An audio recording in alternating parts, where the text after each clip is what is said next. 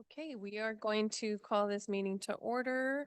Para traducción en español, por favor, escanea el código localizado en la última página de la agenda.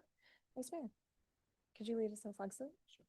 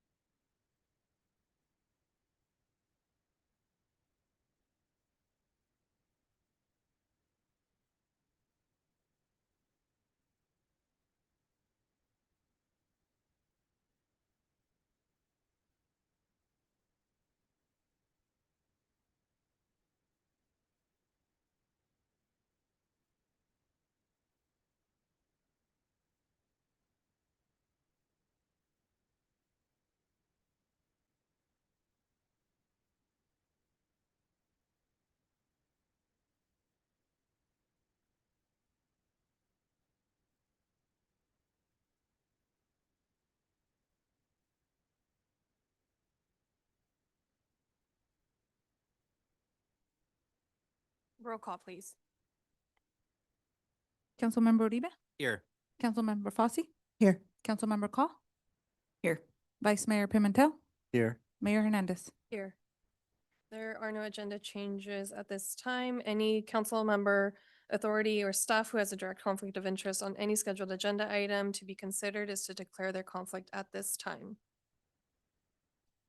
Seeing none, we are going to move ahead to public comment. At this time, members of the public may comment on any item not appearing on the agenda and within the subject matter jurisdiction of the City Council LRA Board. Individual comments will be limited to a maximum of 3 minutes and time cannot be yielded to another person. Under state law, matters presented during public comment cannot be discussed or acted upon.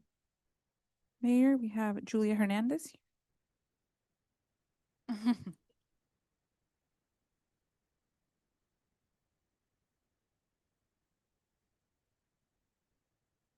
All right. I think so. Oh, there it is. Okay. I'm naturally a loud person, so I'll try not to hurt anybody's ears. Alrighty. Hello, everyone. My name is Julia Hernandez. I recently stepped into the position of facilitator at Sierra House. So I just wanted to take some time to come down here tonight when we're all in one place to introduce myself. So you know my face, I know yours. I wanted to also speak about my goals to discuss making a positive impact on the unhoused population in our community through our services at Sierra House. So I was born and raised here in the Central Valley, growing up in Modesto and studying at Fresno State to earn my bachelor's in psychology. And after graduation, I felt that natural pull to come on back to the Modesto and Riverbank area that, so many of my friends and family felt as well. This is my home. And I wanted to give back to the community that raised me. Throughout my life, I volunteered with various organizations, including the North Modesto Kiwanis Club, to provide support to those in need. And after conducting some community outreach in Turlock over at We Care, I felt a pull to make a difference in the lives of our unhoused population. I wanted to be able to make a difference, and so I was so excited for the opportunity to contribute to Cambridge Academies and their mission through Sierra House here in Riverbank. And so in that, in my role as facilitator in the Restart program, I am happy to share that over the month that I've been here, we've been able to secure employment for 3 of our 4 residents after focusing on resume and cover letter building, as well as job interview preparation and essential skill building. We are now working on helping them develop financial literacy, preparing them for their life and success beyond the program. And one of our residents is even enrolled in a peer support group. He is working to become trained in becoming a peer support person to help people kind of get back on the right track as he was able to do for himself. So it's really, really amazing. He's set to graduate late next month. We are very proud of him. So I wanted to share that as well. It's been amazing to see the growth in these men in the first month that I've been on site. And in the coming months, I'll be getting out into our community myself, connecting with other organizations and recruiting for our 3rd cohort that we have set to begin April 1st. We are looking for candidates that with the right support that have the potential to become the person that achieves their goals. I do have a strong desire to help the youth of our community and help them prevent living a life on the streets. Through our career and personal development, I will be beginning to teach in April. I would love to meet with anyone that wants to know more about our program so we can continue working together to reach those in need. I'm excited to see what we can accomplish while I'm in this role. And we're so thankful to the city of Riverbank for your continued support of our efforts, of course. Please don't be a stranger stranger. I'm there Monday through Friday. I'd love for you guys to stop by, get to know each other. Connection is very important to me. So yeah, see me anytime. Thank you.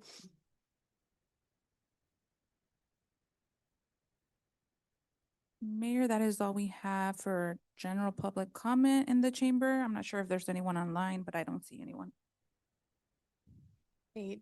Any other public comment? If not, we are going to move on to the consent calendar. Items 9.1 to 9.5. Is there any discussion or a motion? I make a motion, we approve items 9.1 through 9.5. Second. Roll call, please. Councilmember Uribe? Yes. Councilmember Fosse? Yes. Councilmember Call? Yes. Vice Mayor Pimentel? Yes. Mayor Hernandez? Yes. Motion passes 5-0. Great. Public hearing. So we have item 10.1, a resolution to adopt a new fee schedule of park amenities, rentals, recreation programs, and events for City of Riverbank. Mayor and Council, Michael Patton, your Director of Parks and Recreation, will provide this report. Good evening, Mayor and City Council. So we'll wait for Norma to get the presentation up and we'll get started.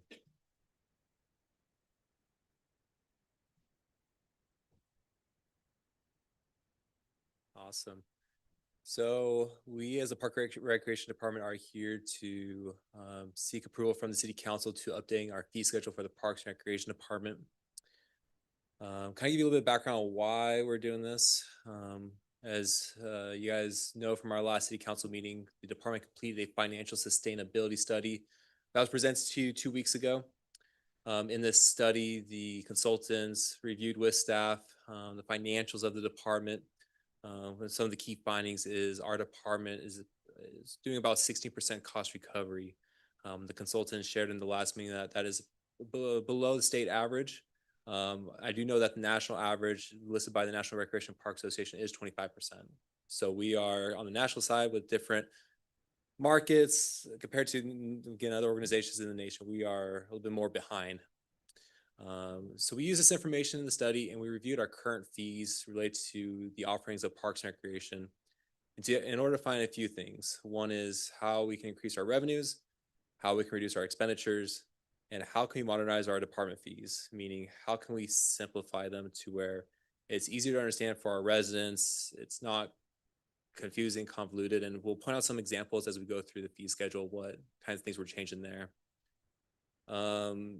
The proposed fees have been reviewed by city staff or Parks and Recreation staff. We've looked them over, looked at our participation numbers, looked at different ways on how we can, how to make the fees make sense. We've discussed them with our finance department, gave them opportunity to ask questions. We've also presented to the Parks and Recreation Advisory Committee, which is made up of 5 local residents that were appointed by you as city council members to provide guidance. The fees were presented to them twice in 2 different meetings, and it was a unanimous vote by them to recommend the fees to you guys for adoption. So you have staff support, you have community representation support on these fees. So as we go, one sec here. Normal, my clicker decided to not work anymore. It's delayed. So for the proposed fee areas, we do have about 4 main categories. We have our parks, our recreation programs, our events, and our facilities. One thing as we go through them, I want to note, I think will make it easier for us is there's a lot of changes we're proposing here. So one thing I would ask from council and even residents that are in attendance of viewing this, if you have questions or comments, we ask that you save them to the end. At the bottom right-hand corner, we do have a slide number. So if you do see a question you have, just write down notes like slide 5, question this. So when we come back, we can refer back. So we're gonna go over our parks. So for our park facilities, we do have pavilions and gazebos out there that people can rent for birthday parties, gatherings. We do have a resident rate that currently is $110 per day, a non-resident rate that's $135. We're proposing that rate stay the same. The only change we're doing is we do require, our policies require deposits from those that rent the facilities. The deposit is not in the current fee schedule, so we're just implementing it in there. The traditional fee that we've been charging is $100 for a deposit. That is fully refundable, depending on the facility being left in good condition, no damages, not a hot mess for our staff to deal with after the weekend. We also have pavilions and facilities available for rent at Jacob Myers Park. Those fees are a little bit different. We look at our Oak Grove and our Rotary area. Again, 110 for residents. For non-residents, it currently is at 150. We're proposing to remain that the same, and the deposit we're throwing in there as, again, $100. We do have our Bernie Pavilion, which is the big pavilion right there, right next to the playground. For residents, it's 150. We're proposing to keep it the same. For non-residents, here's our first change. We're recommending going from $250 to $300. And then we do charge for additional add-on for electricity, which is $25, which we're going to keep the same. And then again, adding the deposit. As we get further into the Jacob Myers fees, I do want to note one thing we noticed in the past 2 summers, about 87 to 88% of those that attend the park when we do charge are non-residents. They are those that are visiting from Sacramento, San Jose, Stockton. And so when we start talking about fees, it's one common question we get from residents on, well, how can we charge a fee to go to Jacob Myers Park? Again, it's to help subsidize so that the general fund isn't covering it. Again, with about 88 to 90% of those that attend the park that are not residents, I mean, your tax dollars aren't covering for someone else to have fun that's not even from the area that's contributing. So going to their Jacob Myers fees. So we charge months of April through September, Fridays, Saturdays, and Sundays, and on holidays. So Monday, Tuesday, Wednesday, Thursday, we do not charge. The current resident fee is $7. We are proposing to keep that the same. The non-resident fee is $10. We are proposing to jump that to $12. We looked at last year's numbers. Had we charged this $12 fee last year, we would have made additional about $19,000, which goes back into park maintenance and upkeep. Give you an example, we just did some tree cuts at Jacob Myers Park, cutting down the trees, making sure no limbs fall on any cars or any people out there. That costs around $19,000. So that kind of stuff helps out a little bit there. From previous city councils, they worked with the department to create a fee for those that wanted to visit the dog park or use the trail for 1 hour parking. In our fee schedule, we don't have anything listed in there. The policy we have been doing, it's $0 for a free 1 hour parking pass for those that, again, residents that just want to use the trail and use the dog park. For those that are there that pass that 1 hour, we do charge for that. We do also charge for the wedding gazebo that's out there. We don't really get, since I've been here, we've had any calls on it, but we do have it there that's available. So it's $500. We're going to keep it the same as $500. A new thing that we were looking to add is with the veteran presence and active military presence here in Riverbank. We implemented just for a little bit last year and received great feedback. We want to do some sort of military first responder discount. Currently, there's no fee for that, but what we're proposing is kind of a $2 discount. So if you're a resident, that's a first responder, active military, veteran, it would be $5. And if you're a non-resident, coming from that would be $10. We do offer season passes at Jacob Myers Park. So for residents, it's $35, which is equivalent to 5 visits. So we're gonna keep that fee the same. And for non-residents, we're moving from $50, we're proposing $60. Again, going from 5 visits times $12, right, would be $60 there. Another thing we're proposing is we do have the McRitchie Campground, which we do not offer up to the community. It's only mainly for those like nonprofit organizations like the Boy Scouts and Girl Scouts to use.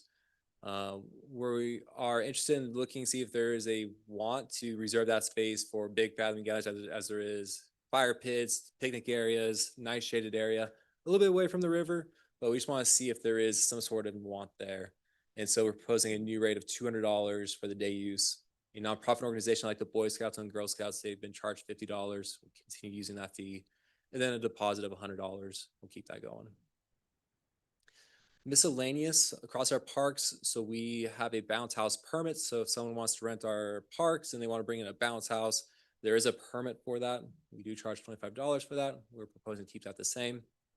We also do a special event permit. So we do have lots of organizations that come in that have great ideas for special events. There's an application they fill out. It is a lot of admin work as we go gather signatures from all the department heads approving the permit, communicating with department heads on what the event is. So on the application, it does say we charge $35, but again, it's not in our fee schedule. So we propose to have that in our fee schedule. So when we charge people this $35, we don't feel like we're going behind city council's back on this.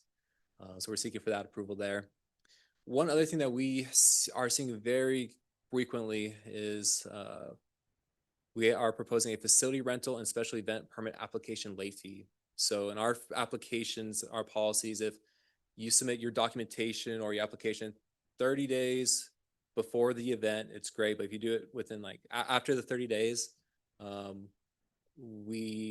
our policy is that we decline your event, you decline or your reservation or whatever that may be.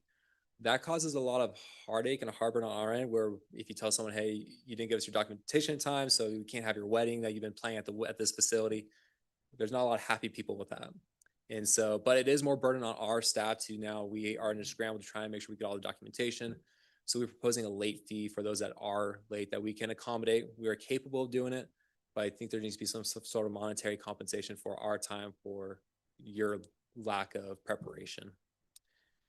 The last thing we're proposing is at Jacob Myers Park, we do have on-site security guards that go around in the park, look for park violations, and they hand out citations. The typical citation that they've been accustomed to or sending out is $100. Again, it's not in our fee schedule. It's just been policy that previous administrations are just like, this sounds good. So we want to make sure we have it in there to where, again, if we do issue a citation and someone's like, well, where is this in your fee schedule? We have it set up there. This goes for parking violations, for those that bring alcohol on site, use drugs on site, anything that's a park violation, they can offer that citation. For recreation programs, we'll start with our camps. So we offer a variety of camps. One is an all-day summer camp. In the past, we've offered $125 for residents and offered a discount for a second child of $115. And then for non-residents, it's $135. And again, a discount, or for second child, it's $125. We're proposing a new fee of $125 just for every child that's involved. Whether you have a second child, third child, fourth child, keep the same. And then a non-resident fee of $137.50. We are looking at a 10% increase difference between our resident and non-resident rate.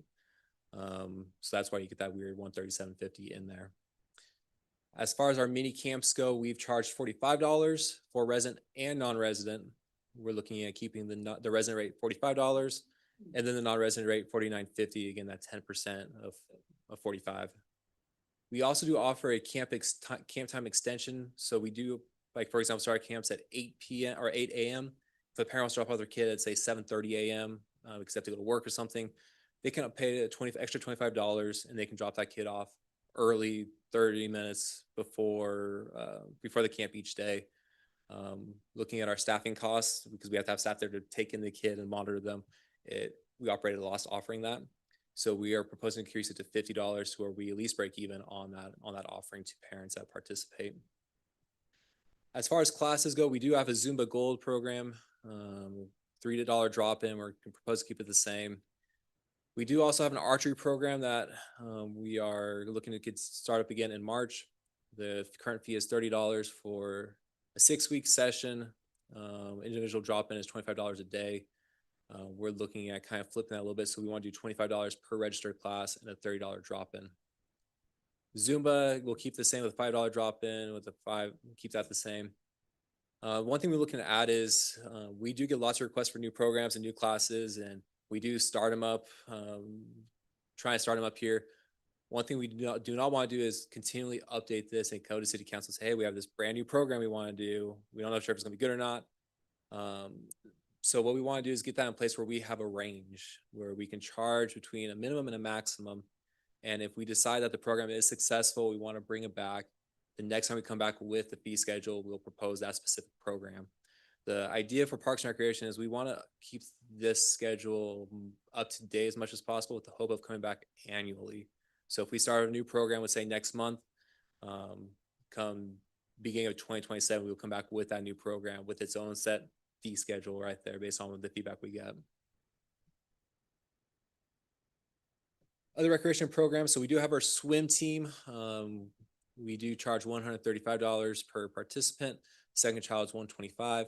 The new proposed fee we're asking for is $150 per kid. And then for non-resident, it was the same fee. Last year, we're proposing to make that $165 per child.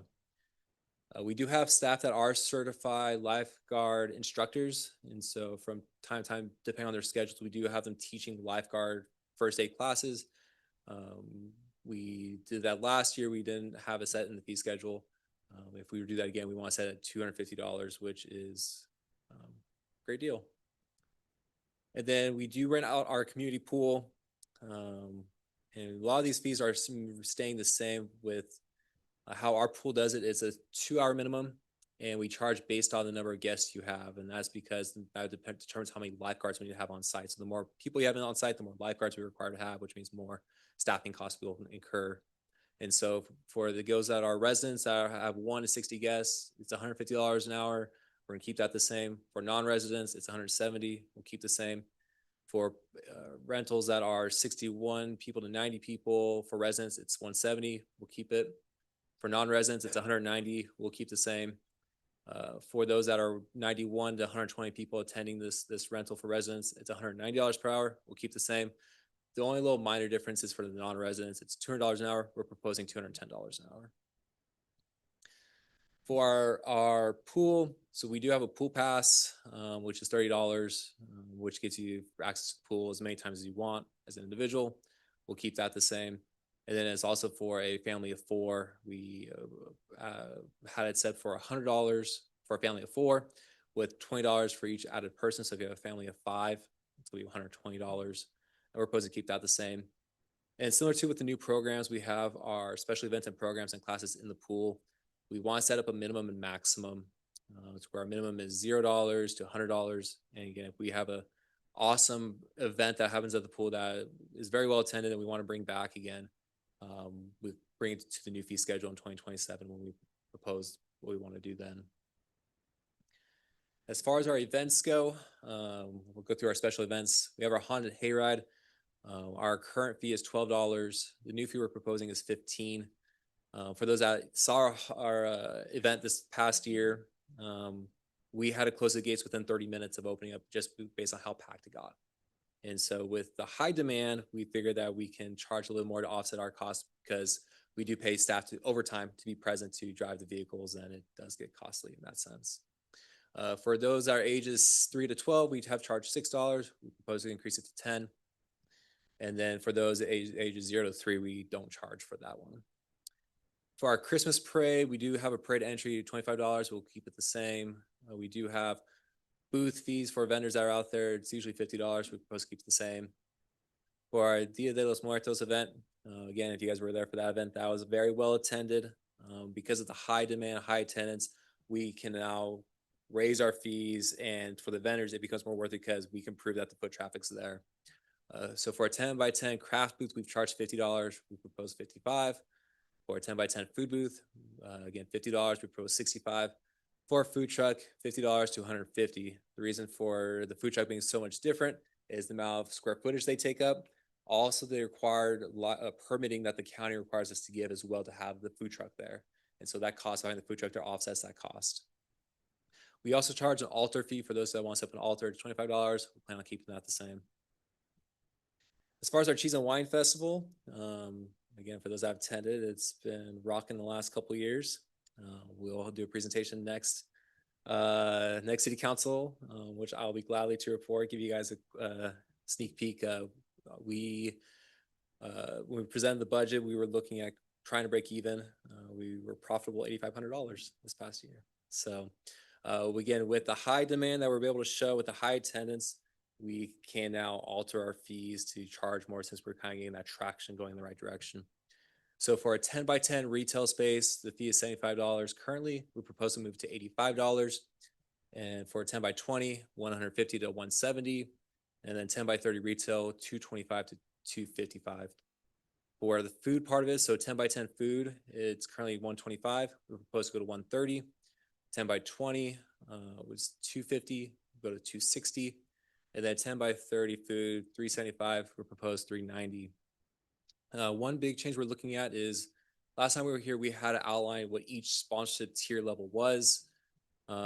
We have a lot of people wanting to sponsor, help out with the event, but don't fit within those exact tiers. We have someone that say, hey, you have a tier for $1,000. I can give you something that adds up to about $1,100. So do I go into the next high tier or do I go into the lower tier right there at the 1,000? And so it kind of gets a little bit convoluted there for us.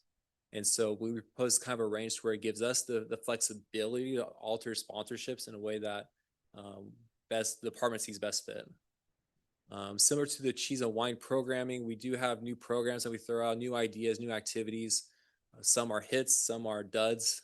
And so again, it gives us the flexibility to create new, and if it's a hit, bring it back and we can set established fee there. That's could be long-term as opposed to us kind of being this unknown area of what do we charge for this new thing we want to do without getting approval. And similar to merchandise as well, if we do decide to sell merchandise, we can figure out our profit margin, what we want to make on that. And again, the goal is not to keep on coming back to the council with every single item we want to try to do.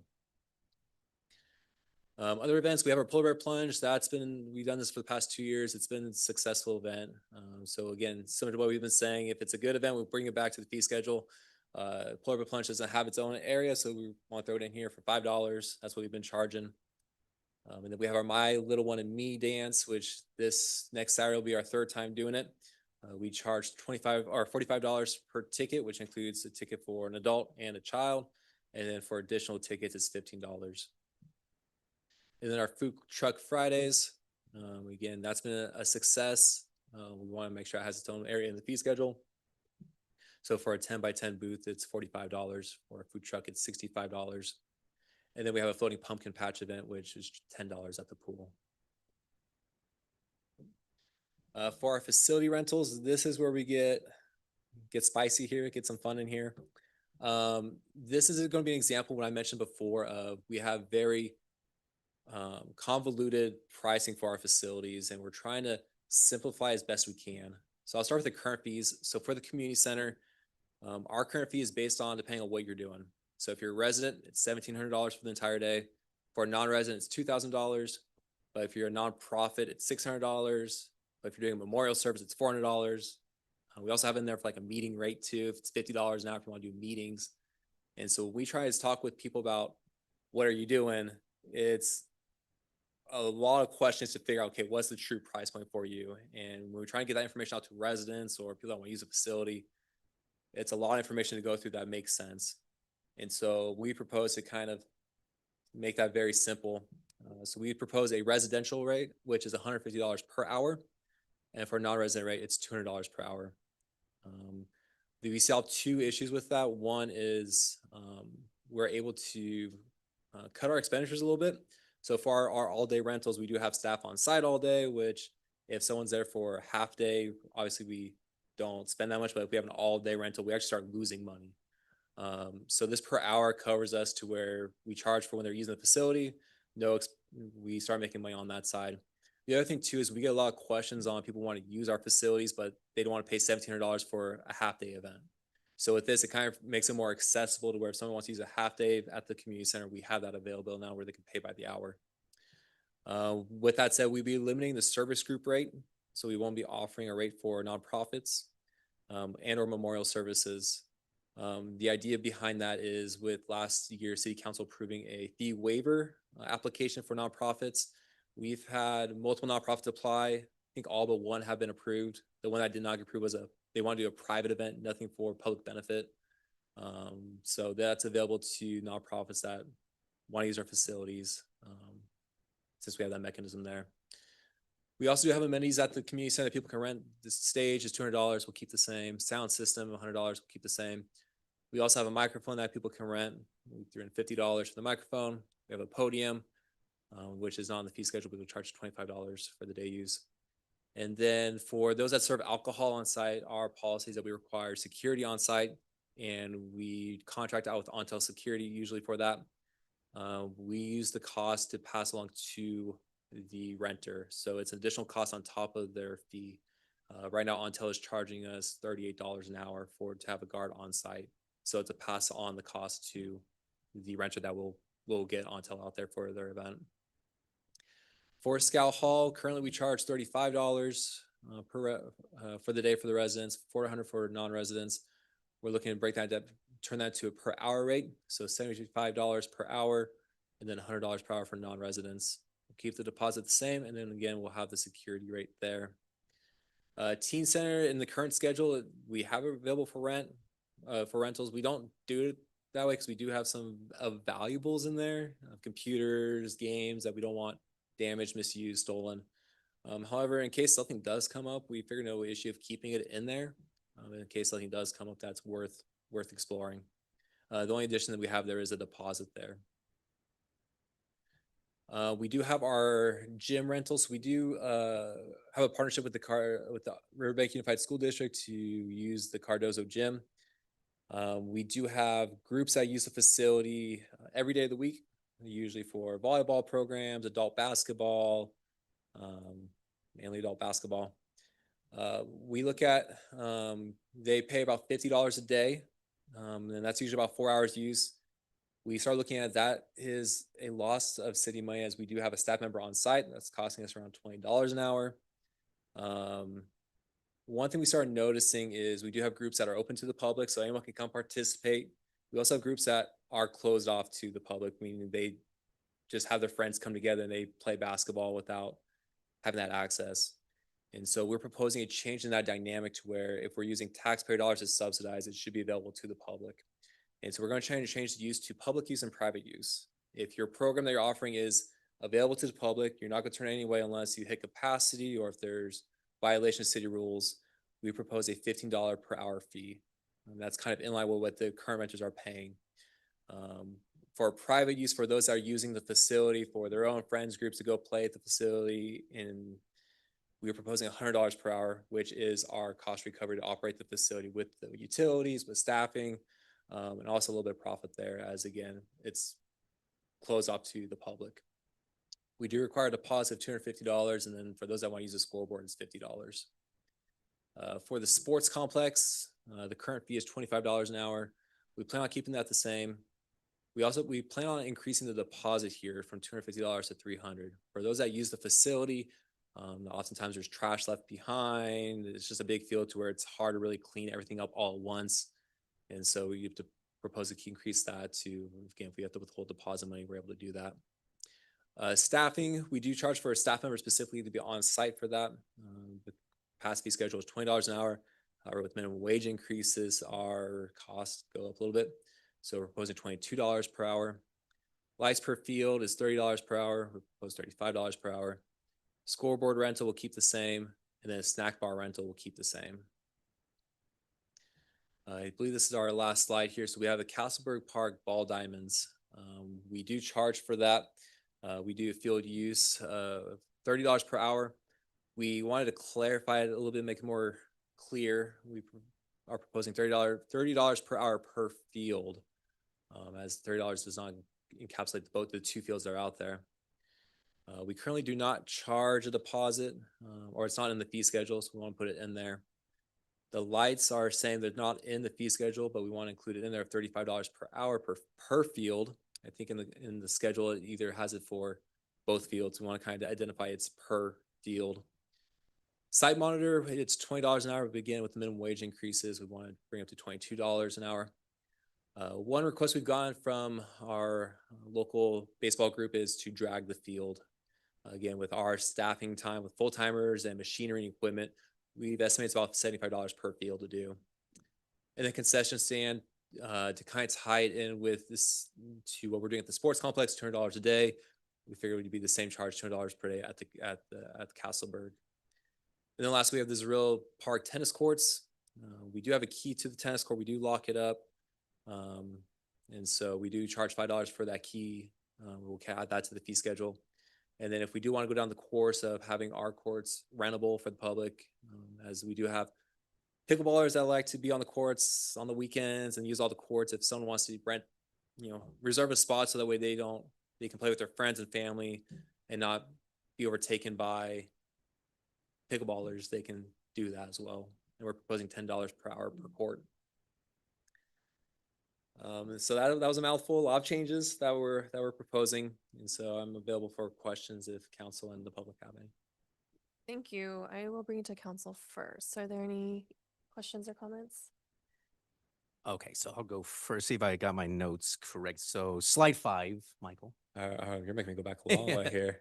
You said write down the slides All right, let's hear it. and we'll ask you questions. Just curious, so for the Jacob Myers Park, do we have any signage as far as when we actually charge there at the drop boxes? Yes, we have a sign right at the very front, and we also have an Iron Ranger, which is located by the restroom, where those that, when we do charge and they're not there to collect the money, they can go there and drop in money in the envelope. We do have a sign there that does state when fees are accepted. Okay, I would just suggest maybe adding it to the actual drop box because It's there too. it's on there. Yeah, Okay, it's on there. because I looked for it the other day and I couldn't find it. So maybe Yeah, just so you have kind the of Iron Ranger, and then right behind is a big sign that's Okay. right Because there. so I have noticed some residents, we were there November and I was watching some residents, they were dropping stuff in there. I'm assuming they were paying. So maybe, We'll gladly take their visibi- money though. yeah, no, Okay. absolutely. If we can go to slide 13. So for the sponsorship, you said it was, you guys are trying to be more flexible with the cheese and wine sponsorships there, third line from the bottom there. Mhm. Is it going to stay tiered or can you explain that a little bit? So yeah, we still plan to keep it tiered. Okay. One of the things we've been seeing, like I said, people have different offerings. So I'll give you a great example. Last year, Raising Cane's came in with a sponsorship of $1,000 cash, which was a tier level. The next level up was 2,500, but they were willing to offer us free meals to our city staff, all volunteers that day, and gift gap baskets for raffles. And so trying to figure out, okay, does not quite meet the cost of the 2,500 tier, but not the 1,000 tier. So where do we fit in all this? Yeah. And so we don't want to offset, hey, you're stuck to 1,000, then you're giving us so much great things. And so it gives us flexibility to kind of figure out what we want to do there. And so that's something that was staff, we're actually meeting tomorrow to kind of talk about this coming 2026 and how we plan on doing that. So I think as we come to the next city council meeting, we're going to talk to you guys about our plan for 2026. We'll kind of outline sponsorships there, Gotcha. kind of get that flexibility there on what we're thinking. Right. But we do plan on keeping it tiered in a sense. So we might increase it a little bit, maybe move things around. But again, we don't want to be tied down to something where, say, come August, we have to switch things up, and it's like we're kind of hands tied behind our back here. Gotcha. Okay. Jump to 14. So the food truck fee, second one from the bottom. Just kind of curious why that one is a lot lower than the Dia de los Muertos one. Yeah, so this is per week. So Food Truck Fridays goes for all the Fridays in May. So yeah, 4 Fridays there. So the TIF that you supply to the county is good for whatever the event is in Got it. general. So the So they don't have to keep on submitting TIFs every single time. So the 150 is for the one day. This is for 4 weeks. is what Yeah, you're so saying? 65 is for Got it. one day. So 65 times 4, if they tend to be there the whole time, is 250 some odd dollars there. So Got it. Two more. Slide 15. So the next one there. For the community center, did you guys ever consider maybe like maybe minimum hours for that, or is there no minimum hours for that? So we have it set up to where if it's 1 hour, we're gonna make money off of it. Okay. And so if someone wants to use it for the 1 hour, again, it creates accessibility. So one of the biggest complaints we hear from the public is we have 2 main rental facilities: Scout Hall, which the capacity is around 50 people, and then Community Center, which is 300. And so for those that want to do like 150 people, but aren't able to afford $1,700 for that much, Right. this gives a little bit more flexibility where it's like, hey, you can do a middle-sized group, but you can do like half day. Instead of paying $1,700, you could pay $750 instead. And so as far as the minimum goes, we don't need it. We have the staffing capabilities for it. And again, if they do 1 hour, we're gonna make money off of it. Okay, cool. So you touched on cost recovery. So my last question, so slide 17. So is there cost recovery at that $15 per hour so that So phase one?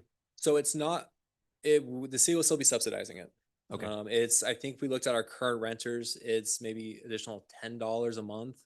But again, our perspective is if it's available to the public, again, we're not running the program ourselves. It becomes worth that subsidizing because it's for the public good. So that was kind of the thought process there. We do have, again, senior basketball, we do have women's volleyball, basketball again on Sundays. So there's just a lot of good things that are offering that if we try to do it in-house, we'd be spending a lot of money on staffing and all that kind of stuff. And so, so we figured it's worth to have some sort of subsidizing there. Again, if it's open to the public. Thank you. 8. So this is a public hearing, so we're going to open it for public comment. Any comment or online?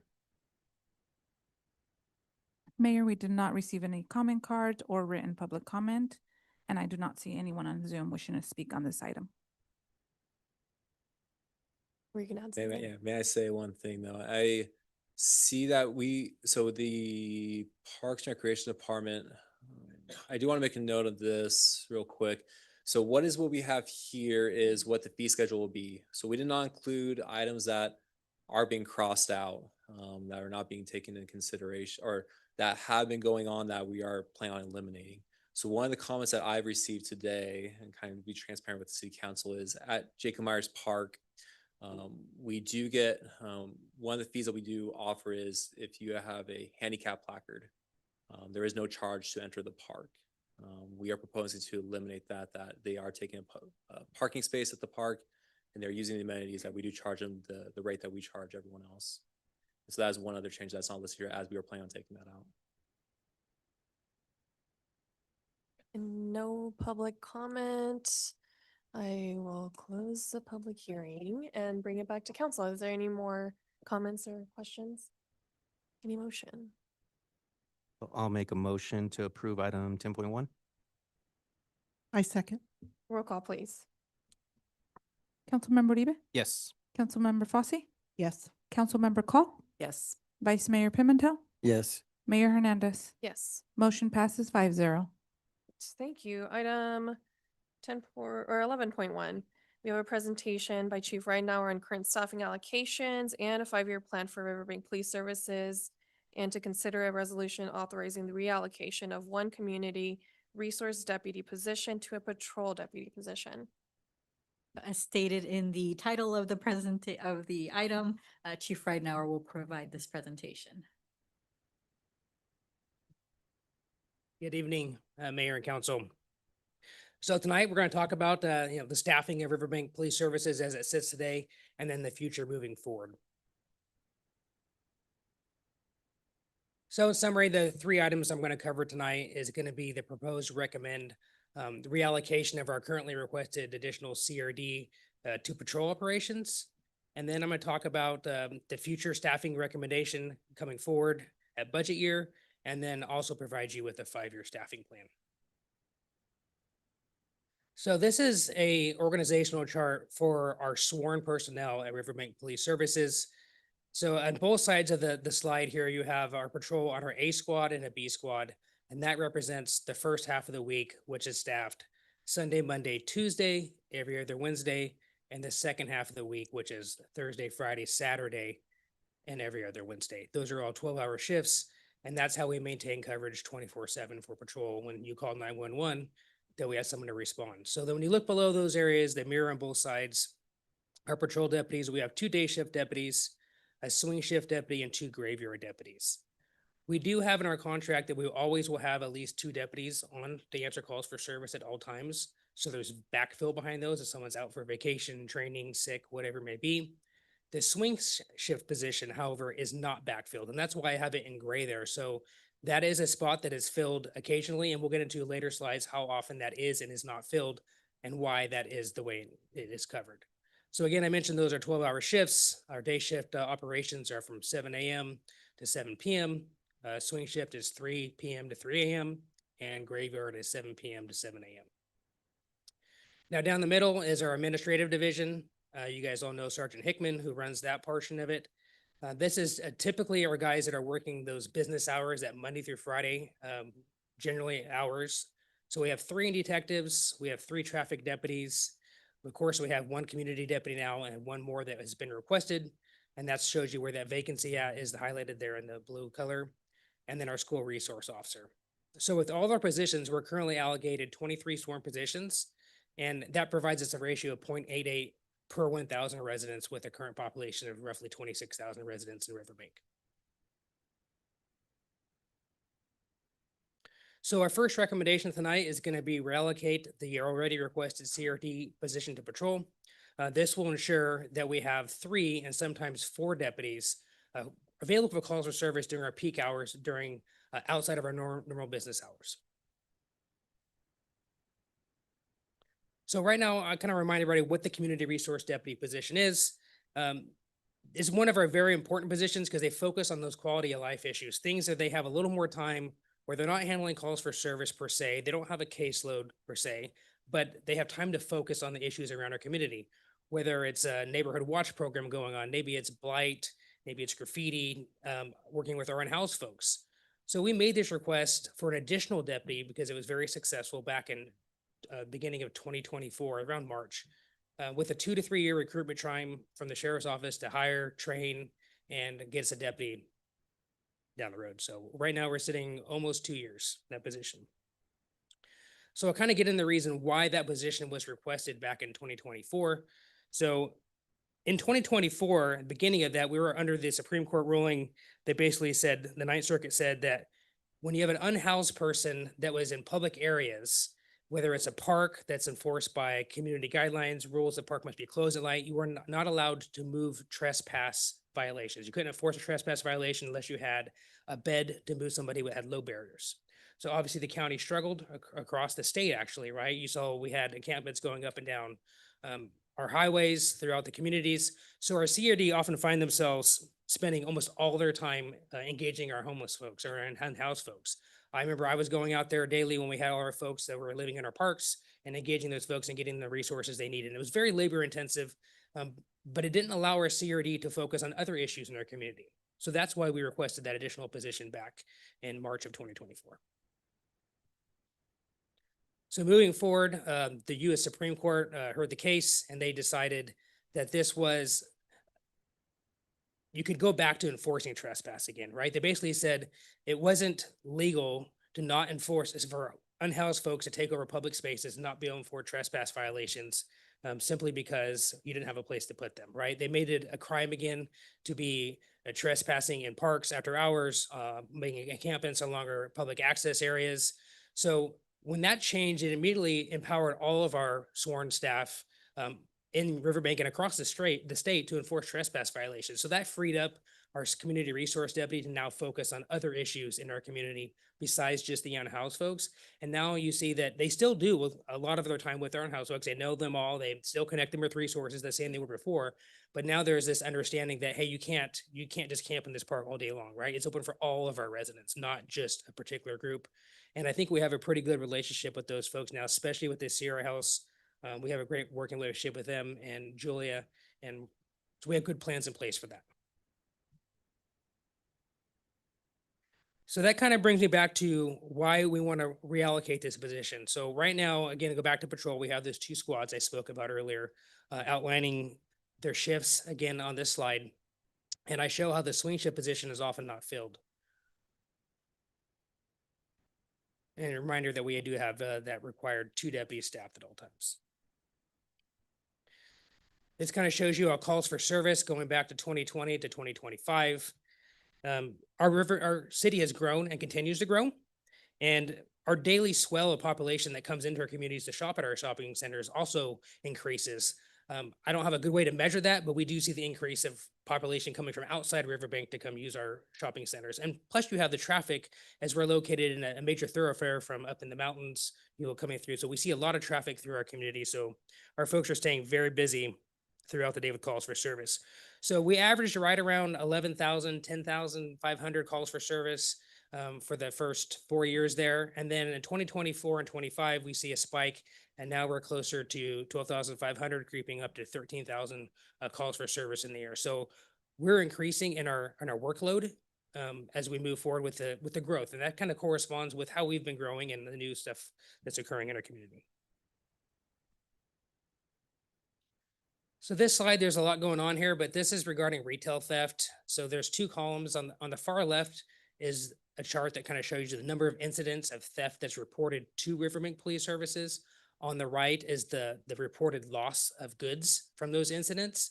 So the red correlates to how many incidents were reported to us in 2024 and 25 respectively. And the blue line shows the value for each year. So you see both that we're trending upwards from 2024 to 2025. Even with the new law changes, we're still seeing repeat offenders. However, we are making large strides and breaking down like the retail theft, not just the people that are stealing this stuff, but where it's going, right? The fencing operations that are supplying We have another one we're working on right now, and last year we were very successful. I think we got almost $25,000 just at one location of items out that we recovered. So it kind of shows you idea, but that goes back to increased calls for service for our deputies, right? We provide what I like to call is a high level of customer service. If you call 911 for somebody who shoplifted, we're going to respond. Some of our neighboring agencies don't do that. They refer people to online reporting centers. We still respond. We still take those reports. And because of that, we're very successful in locating responsibles and making arrests in those cases. So swing shift, like I was mentioning earlier about how it's vacant. So I went back and looked at our staffing schedule for 2024 and 25, and it's pretty much on point between each year. In 24, there was 156 times that shift was left vacant. In 25, 158. So pretty much neck and neck the same time, but that's almost half the year that spot is left unfilled. And the reason being is specifically for our graveyard folks, there's only 2 of them. And the pool to backfill that with is really, those are the only folks working because everybody else has worked during the day already. So we can take our swing shift, and when those graveyard vacancies are there, we can push them in to fill that vacancy. During the day, it's not an issue because, as I mentioned earlier, we have all those detectives, traffic, community resource deputies that we can immediately fill those resources with on-duty staff, and also helps us not incur overtime. But some of these shifts are also backfilled, not just with swing shift, but also with overtime as well. Some of the reasons is the trainings that deputies required. Every deputy is required ongoing and mandatory trainings. They have vacations, and there's also sick and family bonding time.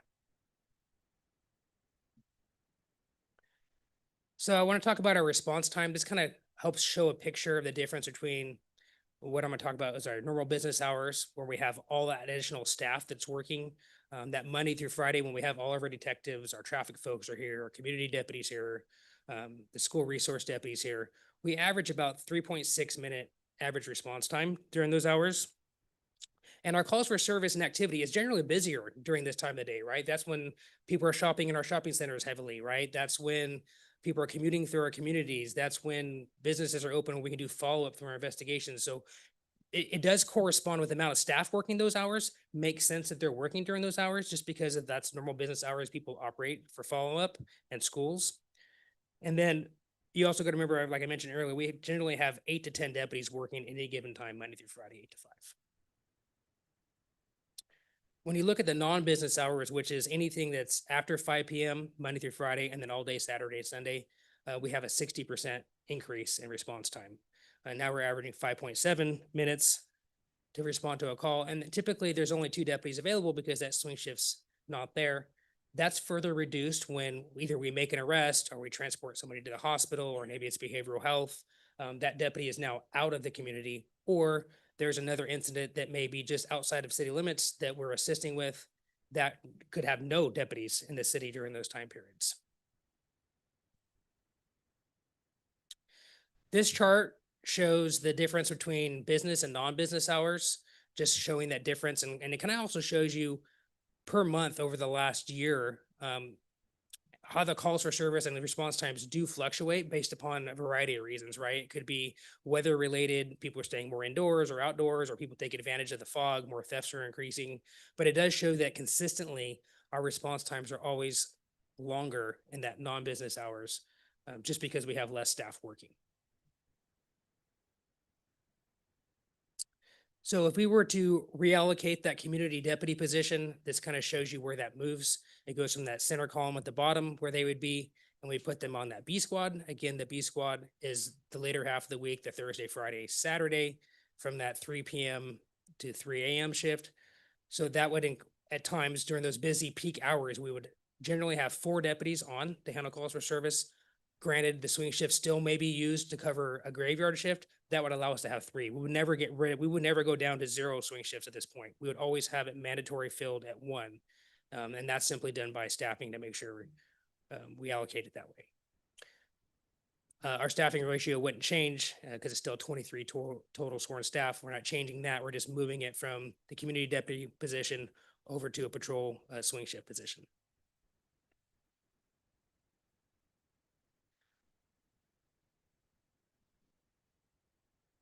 All right, so then it goes into my second recommendation. This is going to be talking about for a future future budget item, but getting the presentation to you guys tonight. So my other request is that we would request a second deputy for patrol now. And just remember that when we request that position from the sheriff's office, we're looking at that 2 to 3 year fulfillment time.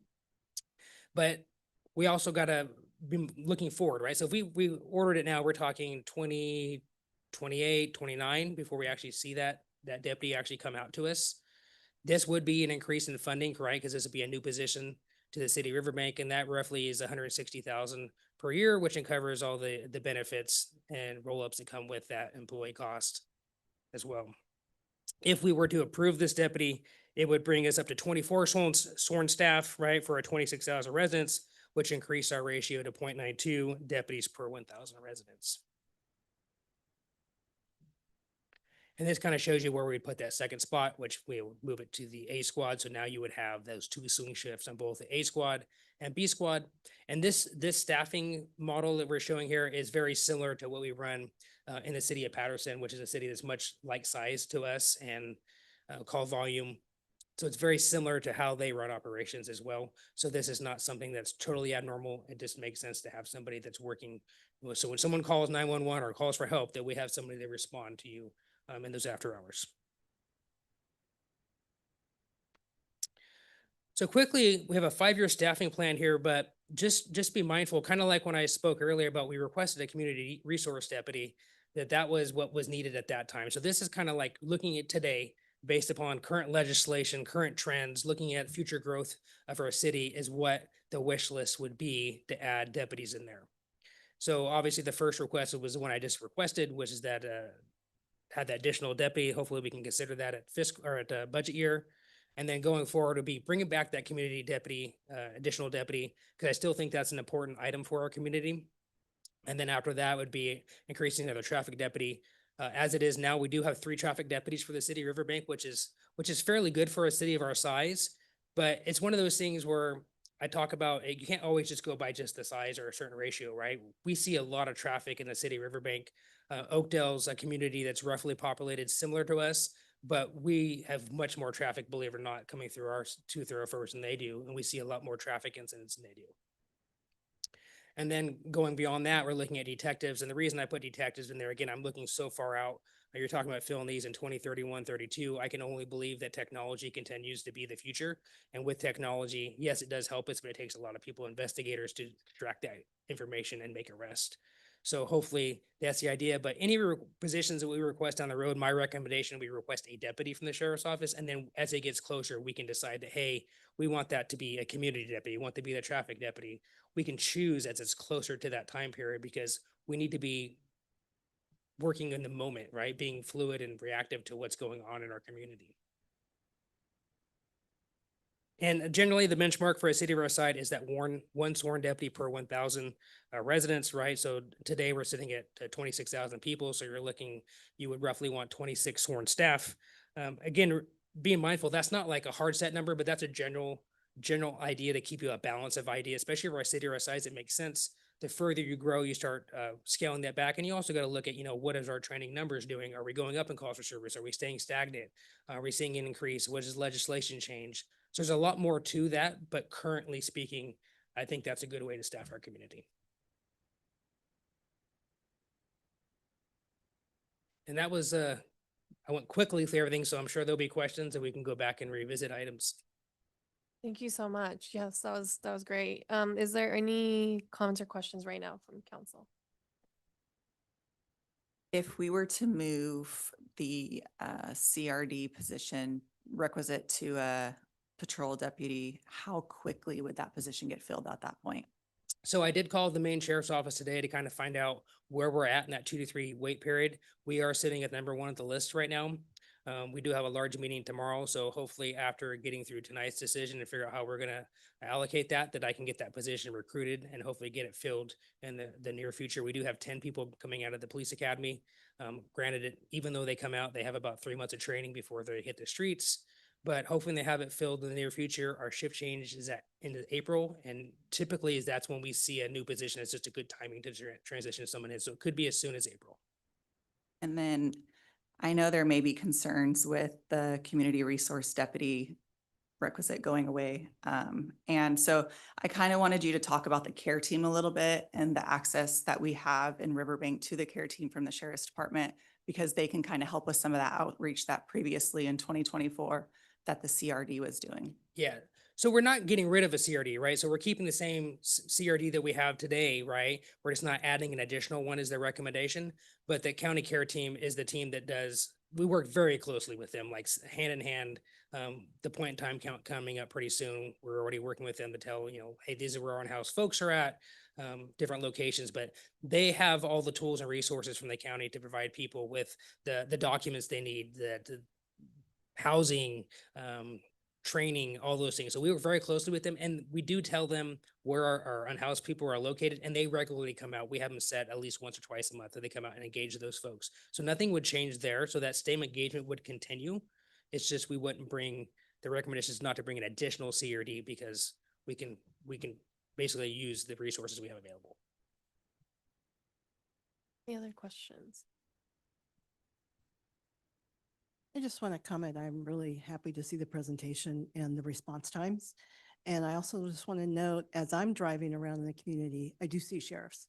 And that's nice to be able to see them out there in the community. And I appreciate the service that you guys are providing, doing a great job. I love that you're taking down these people that want to just go in and grab. I'd like to see that more. I like to see videos. Yeah. But I appreciate your service. Thank you. And I'm gonna just add to that. I speak from experience. So I work in Modesto. And so when we do get calls for theft or anything like that, we do get, maybe in 2 hours, or sometimes they don't show up at all. So the customer service that you guys are providing, I see a ton of value in that. So I appreciate you guys for everything you're doing. You made a comment at the end there. I think you were talking about maybe like the population growth. You said the further you go, you scale back. So are you saying like as your population grow, the metrics Yeah, so evolves, or? what I'm saying is, so as a community grows, right, let's say you get to, a city of 300,000 people, you're probably not gonna have 300 police officers, Okay. right? It starts getting, you start having the resources, you're more condensed and you have a more focused, you eventually get to a point where you have enough people to respond to things 24/7. You right? have other metrics, right? Like Other metrics you technology use, and right? stuff like that. Okay. When you're a smaller community, you're trying to do a lot with little, right? So our guys, our detectives, they're not just specialized in one area like other cities. Your detectives may specialize in just gangs, or they may just be retail theft, or they may just be homicide. Our detectives do all those things, child crimes, homicide, they do all of it. So you're doing more with less right now. And as you grow, you have more of those issues. So then you reallocate those resources elsewhere to focus on whatever is going on in your community at that time. Yeah, no, and shout out to you guys, responsiveness wise, like that's a huge thing. I had a chance to meet with 4 residents, yesterday. They kind of shared a bunch of security concerns in town. They wanted to restart a neighborhood watch in their area. So I want to give a shout out to Tina, who's in the audience for setting up that meeting. I forwarded all those concerns to you guys, and you passed that on to Deputy Tovar, CRD, and connected them immediately. And so thank you guys for doing that and just showing why it's important to have a CRD as well. So thank you. And I appreciate you mentioning what the moment's calling for, and so this makes sense, especially with the increased traffic from all the construction that we're seeing. So that transition would make a lot of sense. As we approach the budget talks in a couple months, could you bring data that disaggregates what the calls for service are? Would you be able to do that? As far as like what type of calls for Right. service? Yeah. Yeah, we can bring something that's very similar to what's in the year-end report. Is that what you're referring to? Like kind Yeah, of show? or if you could just forward it to us. Yeah. Directly, yeah. that would be Absolutely. cool. Check that out. Okay. So as council is aware, we do prepare a year-end report, and so all of those statistics will be included there as well. Thank you. Are there any comments from the public? Or online? Mayor, I did not receive any comment cards, and I do not see anyone on Zoom wishing to speak on this item. All right, I will bring it back to council for any more comments or a motion. I'd like to go ahead and make a resolution authorizing the reallocation of 1 community resource deputy position to patrol deputy position. And I'll second it. Roll call, please. Councilmember Uribe? Yes. Councilmember Fosse? Yes. Councilmember Call? Yes. Vice Mayor Pimentel? Yes. Mayor Hernandez? Yes, Motion passes 5-0. thank you. All right, 11.2, the adoption of a groundwater use management program in the Modesto groundwater subbasin. Mayor and Council, Public Works Director Cody Bridgewater will provide this report. Mayor, members of the council. This presentation and the following have to do with our groundwater sustainability plan that was submitted in 2022 as part of a requirement of SGMA, which is the Sustainable Groundwater Management Act. So 11.2 is the Modesto Subbasin Groundwater Use Management Program. In September of 2014, Governor Brown signed legislation creating the Sustainable Groundwater Management Act, or SGMA, to provide local groundwater sustainability agencies with the authority and technical financial assistance necessary to sustainably manage groundwater. February of 2017, STRGBA, or the Stanislaus Tuolumne Regional Groundwater Basin Alliance, GSA, was formed with Riverbank, Oakdale, Waterford, Modesto, Modesto Irrigation District, and Oakdale Irrigation District. The Groundwater Sustainability Plan, or GSP, was submitted to the Department of Water Resources on January 31st of 2022. And January 18th, 2024, the DWR issued an incomplete determination letter to the Modesto Subbasin. That letter included 3 items. The 2 there in bold refer to the groundwater use management plan, and the 3rd item, the well mitigation program, that will be on the following presentation. So the first 2 items would include reasonable means to arrest groundwater level declines and stop overdraft in the subbasin, and provide pumping management framework or groundwater allocation and pumping management program.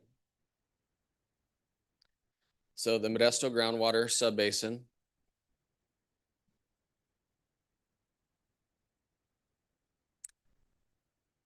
is a high priority basin of approximately 245,253 acres in size, bounded by Stanislaus River on the north, Tuolumne River on the south, San Joaquin River on the west, and the crystalline basement rocks of the Sierra Nevada foothills on the east. The subbasin itself relies on 2 primary sources of water supply, both surface water from the Stanislaus and Tuolumne rivers, and groundwater pumped from the principal aquifers described in the Groundwater Sustainability Plan. It's about 64% agricultural land, 13% urban, and then 23% non-ag, non-irrigated, undeveloped, and surface water area. In 1996, we were approximately 40% agricultural. So over the last 20 years, you've had a 40% increase in irrigated ag land. And this is just a review of the previous slide. So the Modesto subbasin was broken up into management areas. You have there in the blue, that's the Oakdale Irrigation management area. In the green, Modesto Irrigation management area, the kind of orangish color off to the east, that's the non-district east management area. And then the management area, which City of Riverbank is part of, is non-district west, which is the yellow that kind of borders the the west side and the north and the south. So the purpose of the groundwater use management plan is to respond to the Department of Water Resources incomplete determination letter by arresting groundwater level declines and stopping overdraft, and providing pumping management and demand reduction framework. So why the demand management is needed: long-term groundwater declines in the non-district east and Oakdale areas. So you have supply project timing and funding uncertainties. And then the groundwater use management plan serves a backstop to protect sustainability goals. The framework, you have equitable distribution of sustainable yield and based on measurable groundwater pumping volumes and adaptive and updated over time. So the goal of the framework is to equitably distribute the sustainable yield to each management area throughout the subbasin and allow the management area stewards to decide how to implement components of the framework in their respective management areas as needed to operate within those allocations. So in your Modesto management area, you have Modesto Irrigation District, City of Modesto, City of Waterford. Oakdale management area is Oakdale Irrigation District and City of Oakdale. Non-district west management area is Stanislaus County and the city of Riverbank. And non-district east management area is Stanislaus County and Tuolumne County GSA. Sustainable yield is defined under SGMA as the maximum quantity of water calculated over a base period, representative of long-term conditions in the basin, including any temporary surplus that can be withdrawn annually from the groundwater supply without causing an undesirable result.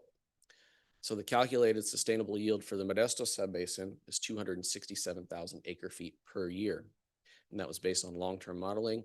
And this ensures the avoidance of undesirable results under SGMA. There are special considerations integrated into the plan.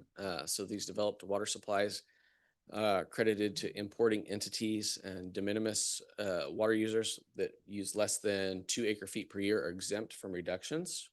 And municipal users, such as the city of Riverbank, are capped at historical pumping levels. So just a 4-year average for the city of Riverbank, we did approximately 4,250 acre feet per year. The GSA designated municipal water users as a special case and limited their future groundwater use to their historical groundwater use. And this decision was supported by several local and state requirements for implementing water use efficiency programs. So we currently have the Making Conservation as a California Way of Life requirement that the state of California passed. And that's a regulation that establishes efficiency goals and urban water use objectives for urban water suppliers to reduce municipal demands. The regulation requires urban suppliers to determine their water use objectives and demonstrate compliance annually. Growth obligations, so municipalities have state mandated housing and population growth targets that drive water demand. Public service constraints, cities are nonprofit entities that typically operate with limited flexibility in pricing for the purchase of water supplies. And supply limitations, groundwater supplies are limited in meeting future demand, will require surface water development, recharge projects, additional conservation, or purchased allocation credits.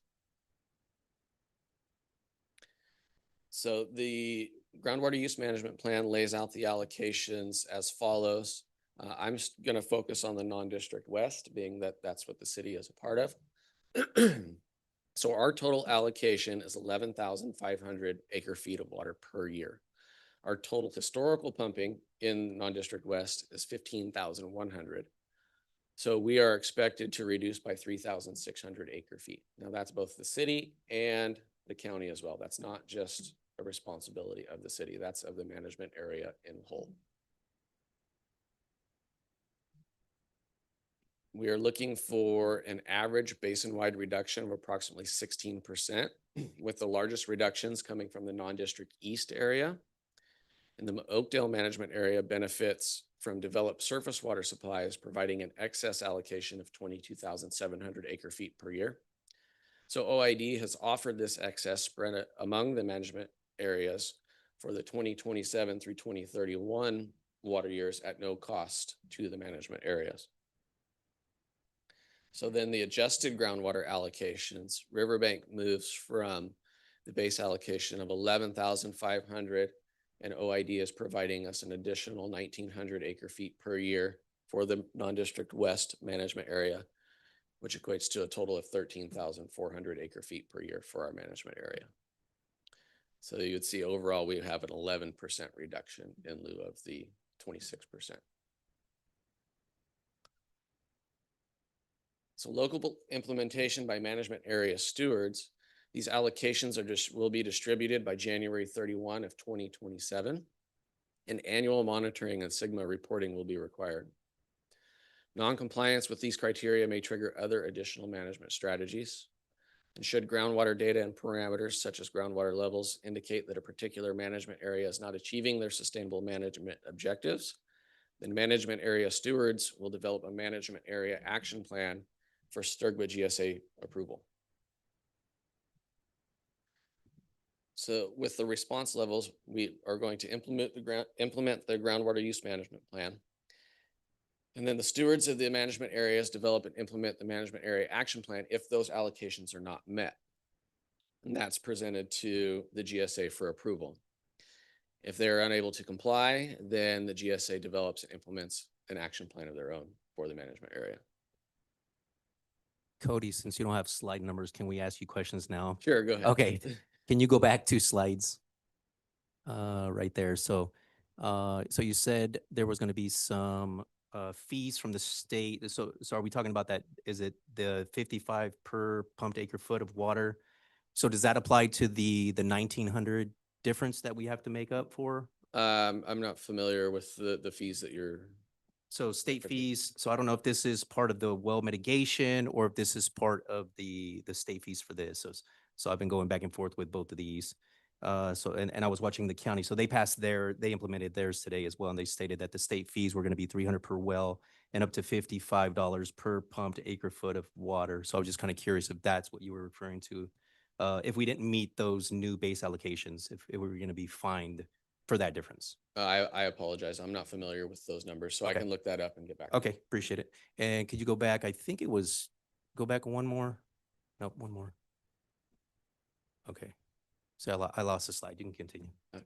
Yeah. That's a, you can continue, Cody. Sorry about that. Okay. Yeah.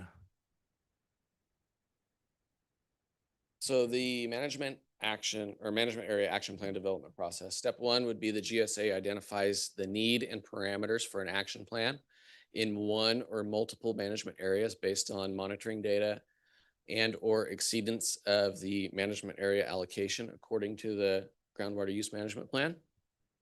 And then the stewards of the applicable management area or areas develop the action plans in collaboration with the GSA. And then these plans are submitted to and approved by the GSA. And then the action plans included in the annual report and are implemented by the applicable management area stewards. So some content to the action plans.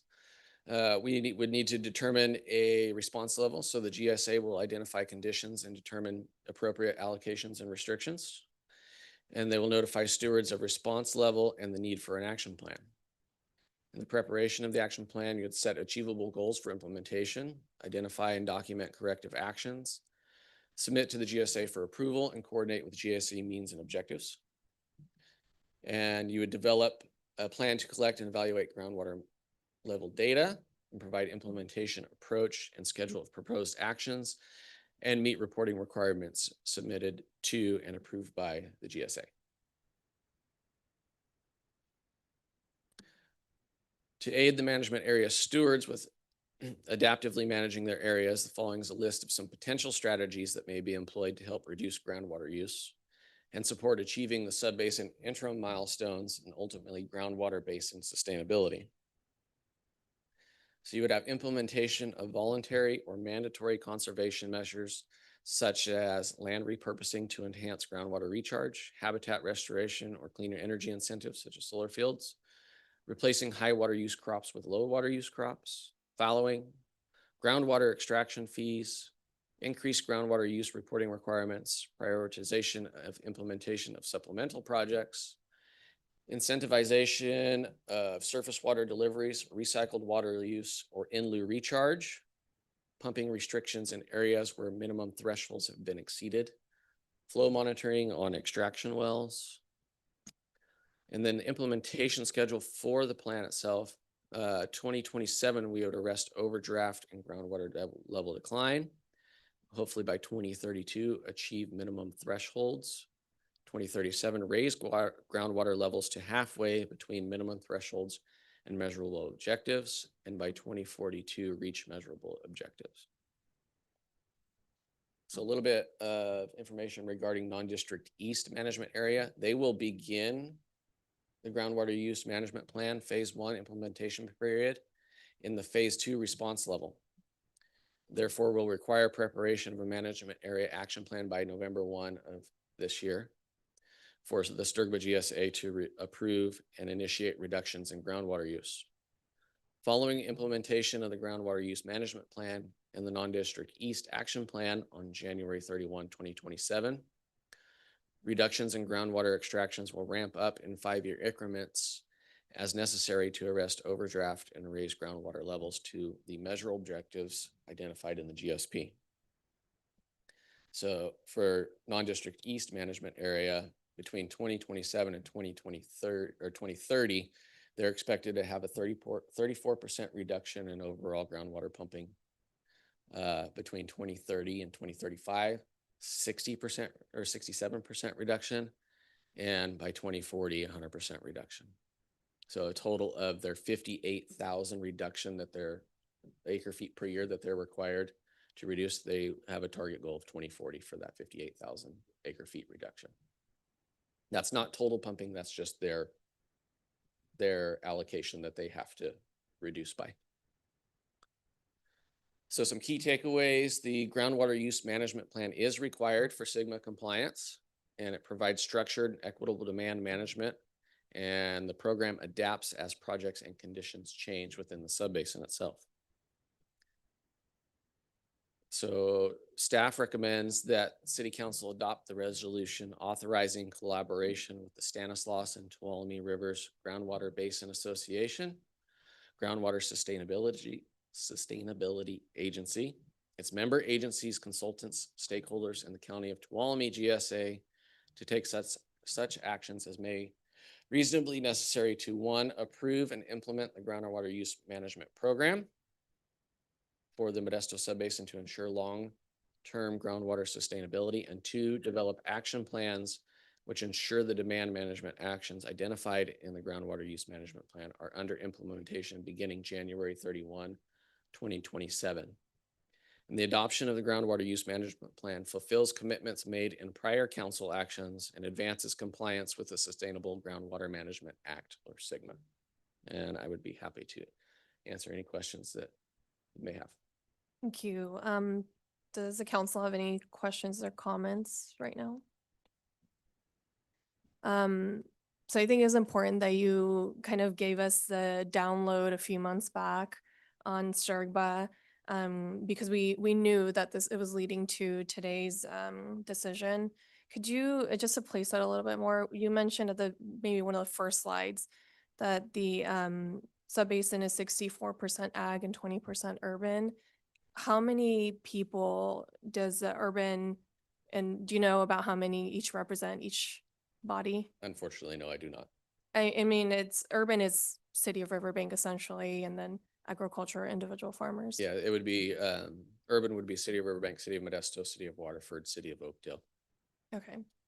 And then when you were talking about groundwater allocations, you mentioned, I mean, the state district or the Department of Water Services steps in, resources steps in when there's an undesirable result. And that's essentially where we're at this point. So you mentioned that there are, going back, if you could go back Yep. to the chart with the different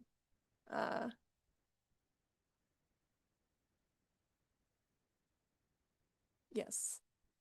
This is the adjusted, That and this one, would be yeah. the after Yeah, 2031. and just for council as well, we are, I mean, we've been pretty good stewards of those allocations, and I think it is important to take a look at the different sections of the subbasin, because we're looking at non-district east for the management plan here, Correct. for example. So they, or maybe it's not, oh, it is this one. I mean, the allocation's at 30,000, the furthest column to the right, the allocation's at 30,100, but the historical pumping has been at 89,700. And so I just want council to take into consideration, you know, I think it's great, and Sturgba is doing what we need to do and what's being asked of by the state to mitigate these allocations or this pumping. But I just want us to know right now the differences in what that looks like for each part of the sections of the subbasin. I had another question in that. And maybe not right now. Are there any questions from council at this point? We'll go over to public comment. Mr. Wrangler Wheeler?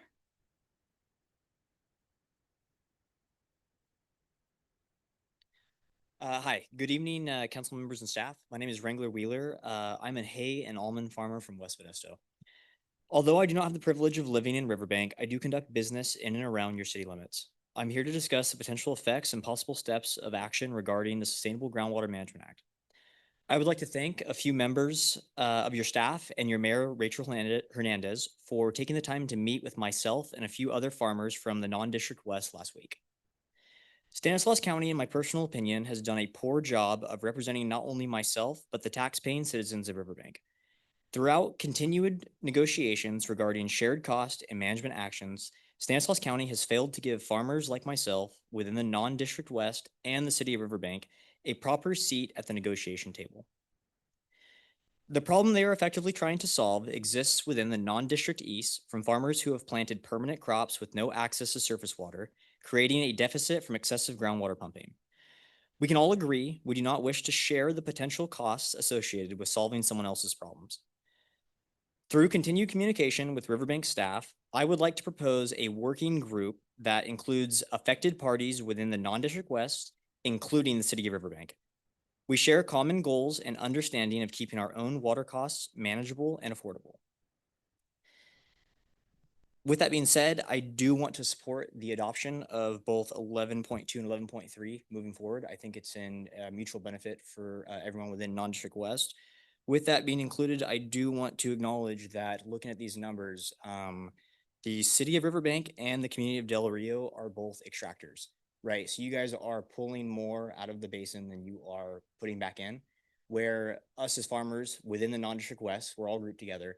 We have the opportunity and potential to be a net positive, right? So I have other sources of potential water, whether that's riparian rights or potential other sources that we have the opportunity of recharging the groundwater. So I think it's in a net benefit for the entire basin that we come together as non-district west and work together to become sustainable and meet our GSP regulations and become sustainable within SIGMA. With that being said, I thank you for your time this evening, and I look forward to the continued and growing relationship among the non-district west. Thank you. Mr. Bill Lyons?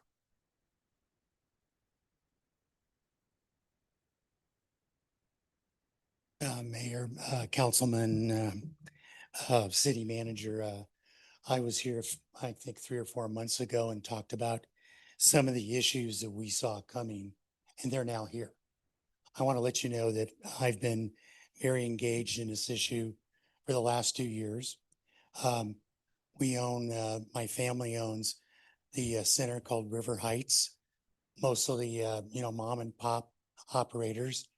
And one of my concerns is, for being involved in this process for 2 years, is the potential costs that are going to be leveled on your city residents.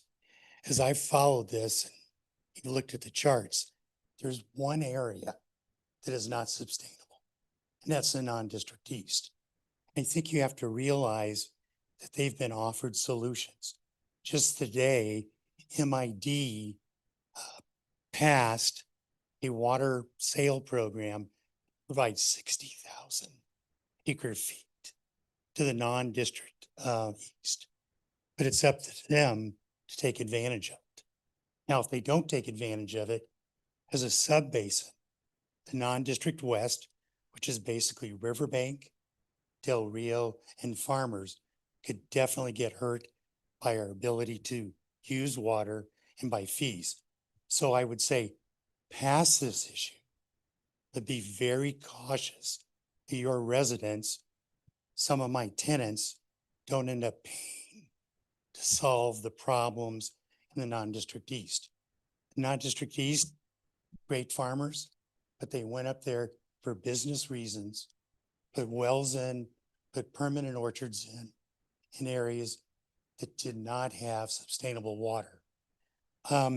I do also today, and I share some of the same concerns that Mr. Wheeler does about the relationship transparency of the county with Riverbank, the non-district west farmers, and Del Rio.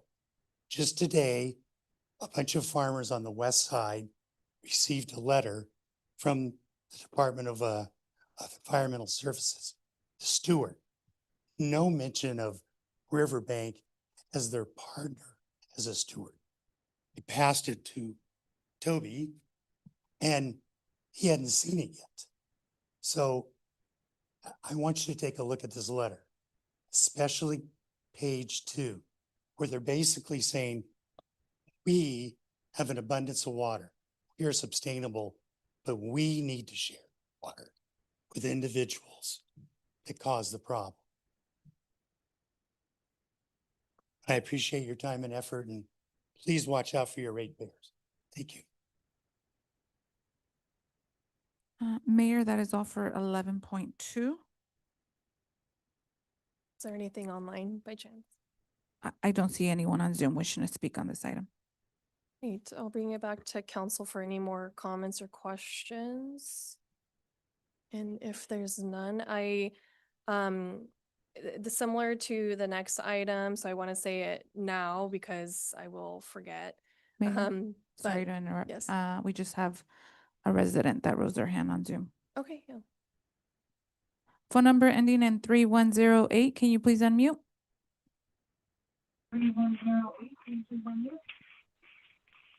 Please go Hello? ahead. Can you hear us? Yes. Please go ahead. Can you hear us? Yes. Okay. Ms. Halbert, can you turn down your TV in the back or your computer? We can hear an echo. No, it's clear. I just have a question. If you would address the cost of this and who is going to pay it on both of these items. They list funding areas as being either from the funding coming from the STR, GBA, GSA funds, or from member agencies, which I'm guessing you would be a member agency, and other sources which they don't name. But it also mentions the fact of using Prop 218 fees. If they're going to use assessment fees or whatever, is that going to be coming from you taking out of ours? Is there going to be another one of these Prop 218 fees on our water and sewer again, or wherever it's coming from? One way or the other? And how much are these costs going to be? I'd just like to know how much that it appears that this is all going to come out of our pockets rather than the cities. And I'd like you, Patricia, you could address that and just a little more exactly how much is this going to cost us? Thank you. Thank you, Ms. Halbert. Mayor, that is all. Thank you. I will just say that at this point, we don't know what the impacts are going to be from the plan. Where right now we're going to approve and then send this approval to the larger organ collaboration as a whole. So we're not sure, but I guess the assumption is correct, and it's going to end up being a taxpayer through the city impact. That's correct, Mayor. So through the development of the action plans for each of the management areas, we would determine if there's any fees that would be associated with that. But unfortunately, this is a state unfunded mandate that we're required to comply with. And so our water system is dependent upon fees from our residents to help offset the cost of providing water, including meeting those unfunded mandates. And so, yes, ultimately it does come from the ratepayers. Thank you. And that being said, we're all facing, I mean, as the council, these decisions around increased water rates with the study coming forward with the wastewater discussions that we're having. So we want to appreciate Stargba for taking the lead, and as you know, we have trusted them to do so with their consultants and everyone involved. But as I would like to make a motion to recommend this resolution, but being clear and adding the following as well. In a memo, maybe as an attachment. So it would be that way we're clear as a city that we want to protect our ratepayers, that we want to move forward in this collaborative approach, but have an equitable strategy to get there. Because as we've seen, we've been good stewards of our allocations. And so this memo would say not, would include requesting inclusion of the establishment of a non-district West Well Mitigation Program Committee and Technical Review Committee to oversee the claims process. We've asked about the outreach that's going to be hand in hand with the well mitigation. And so Here, that sounds like perhaps The next wording one. for the next item. Yes. yes, I mentioned that this would be great in just one memo, so I think I'm saying it all now. But yeah, I'll repeat it for the next one. So for this item specifically, the memo would include sharing a formal invitation as part of the non-district West work group. I think it would be great to move forward with that suggestion so that the city of Riverbank is included in those discussions moving forward. And then skipping ahead, yeah, that would be it for this resolution. So if the council would like to approve a motion to move forward with this resolution, attaching a memo that's going to include in part the formal work group that we would like to be a part of to be able to take part of these conversations. I'll second it. Roll call, please. Just to clarify, we're adding the memo to this resolution, correct?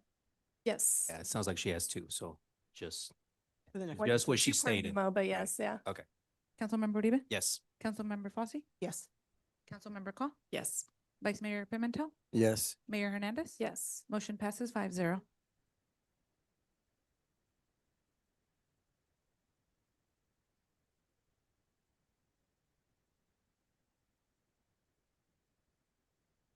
So, oh, sorry, I was waiting for you to just start it. 11.3, adoption of a well mitigation plan in the Modesto groundwater subbasin. Okay, so this will be the third portion to the letter that was deemed, or the incomplete determination letter for the Modesto Subbasin by DWR. And it required us to provide a dry well mitigation program. So the purpose of the well mitigation program, it provides mitigation for drinking water wells that have experienced adverse impacts due to declining regional groundwater levels associated with groundwater pumping during the GSP implementation period since January 31, 2022. So an analysis was conducted that included all 4,563 water supply wells with available construction information in the subbasin. And it showed potential impacts to water supply wells due to groundwater levels declining below established minimum thresholds, or MTs.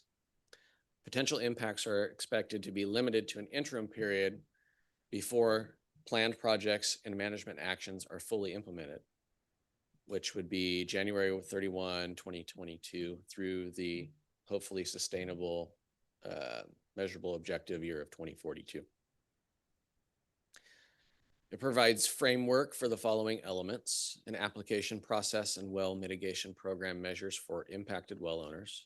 It establishes well mitigation program committee and technical review committee to oversee the claims for impacted wells, which would be made up of the GSA members. And Sturgba will contract with self-help enterprises for the coordination of emergency water supplies, well assessments, and replacements if necessary.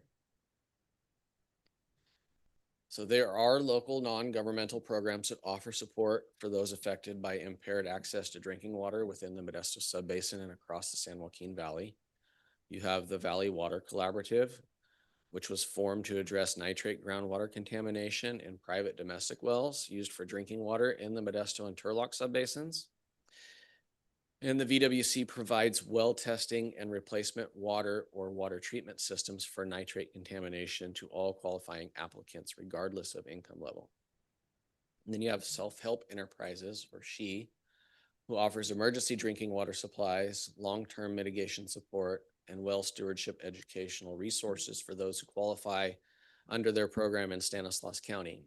They're a nonprofit in the San Joaquin Valley that can provide water quality testing and emergency water service for eligible landowners. She establishes eligibility under their program by an application submitted to She with information about the well, property, and household, including income. Provide emergency water within 24 hours and then conduct on-site well assessment. And if replacement is warranted, grant agreement is completed between She and the well owner. The income requirement is 80% or less of the mean household income, and you are required not to sell your property or transfer ownership within a 5-year period after the well replacement. And the grant can be funded up to $60,000. So some funding and anticipated costs. The Well Mitigation Fund has been established to finance well program implementation. So the initial funding of this program is being funded by the Sturgba GSA as part of their respective annual budgets, and a portion between Sturgba GSA using the existing annual budget allocation methodology. So we do have a current cost sharing agreement in the GSA that reflects 12.5% requirement of the agency members. The baseline fund will be for the implementation of the program, and the Sturgba GSA has established a baseline well mitigation fund amounting of $300,000. The annual funding, the Sturgba GSA has agreed to fund the program on an annual basis as may be required to address the needs of the program until groundwater sustainability is achieved. The Sturgba GSA member agencies will meet and confer in good faith to determine the appropriate funding mechanism, replenishment amount, and Sturgba GSA member allocation methodology prior to fund replenishment. According to DWR's dry well reporting system, there are 15 domestic wells that were reported dry or failed since the GSP was adopted on January 31st of 2022. You had 13 in 2022, 2 in 2023, and 0 in 2024. It's unclear whether these dry or failed wells were due to GSA management or groundwater levels, and as such, it is not possible to estimate the number of future eligible claims and annual costs. Cody, the 15, is that countywide or is that in our district only? That's within the entire Modesto Subbasin. Okay. So just for reference, Turlock is in their own subbasin, but they are in Stanislaus County. So this is in the Modesto Subbasin alone. Okay. So it's anticipated that the program funding will come from one or a combination of the following sources established by the parties. You have Sturgba GSA funds, one or more Sturgba GSA member agencies, funds generated through implementation of projects and management actions, such as fines and or penalties, county, state, and federal funding as available, and any other sources that may be identified. She provides a well modification replacement grant that was spoken about earlier. So there is that option that is, there are actually grants funded by the State Water Resources Control Board. So if an applicant does not qualify for mitigation through Sturgba's GSA program, then the applicant may be eligible through mitigation by She, and it doesn't have to be necessarily related to the GSA or the mismanagement of the GSA. So say the GSA reviews it and said it's not a groundwater issue that was caused by mismanagement of the GSA, they can still apply for a program through She. So for example, be like water quality, right? So like water quality could be an issue that was caused by mismanagement of groundwater. If you have a depletion of groundwater levels, the level of the well may still be good, but you may have water quality issues as a result. So if it's not associated with the mismanagement, yes, water quality could be one, but maybe it's a failed pump, maybe it's, a failed casing, some infrastructure infrastructure issues. Yeah, okay. There's still other mechanisms that can be used. Okay. So staff's recommendation is City Council adopt the resolution authorizing collaboration with Stanislaus and Tuolumne Rivers Groundwater Basin Association and its members, stakeholders in the County of Tuolumne GSA to take such actions as may be necessary to approve and implement the well mitigation plan developed for the Modesto Groundwater Subbasin. And again, adoption of the well mitigation plan by the Sturgba GSA fulfills commitments made in prior council actions and advances compliance with SGMA. And I would be happy to answer any questions that you may have. Council, are there any questions or comments? Any from the public? Mayor, we have a couple in the chamber. Mr. Wrangler Wheeler? You're okay? Mr. Gary Pearson?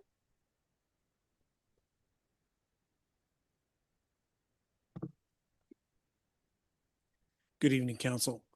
I'm Gary Pearson. I'm a resident of the city of Riverbank. My comments are equally, I support what's been said from our previous presenters.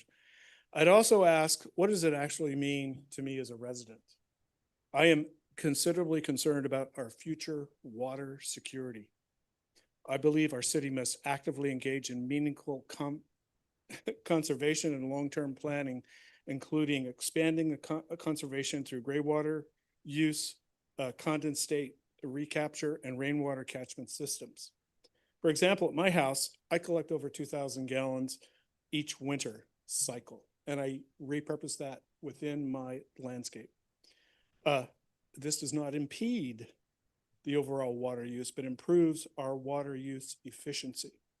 Next, I know our city promotes drought-tolerant landscaping by replacing traditional lawns with drought-tolerant plants, and also has an artificial turf program. But I also would advocate we need to increase our shade trees to reduce that evapotranspiration, and trees that are suitable for this part of the valley. So don't plant redwoods. Next, prioritizing groundwater recharge. I strongly urge that the current wastewater treatment facility proposal seriously consider how treated discharge water can be redirected for local reuse and recharge.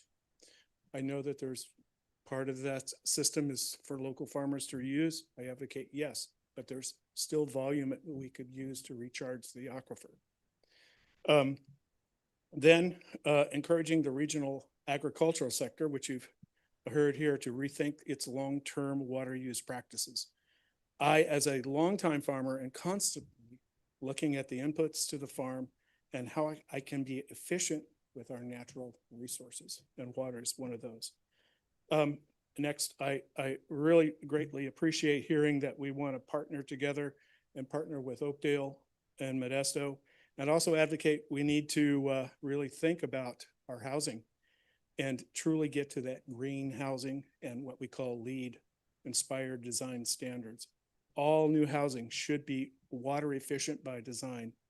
Finally, I hate to say this, but we're going to put a moratorium on all new wells unless required for public safety. Every time we punch a well, we punch into that aquifer. I understand that has some issues. And then all of this requires time, planning, participation, and partnership. But we must start now. We're in a La Nina year. Thank you for your time. Mr. Bill Lyons?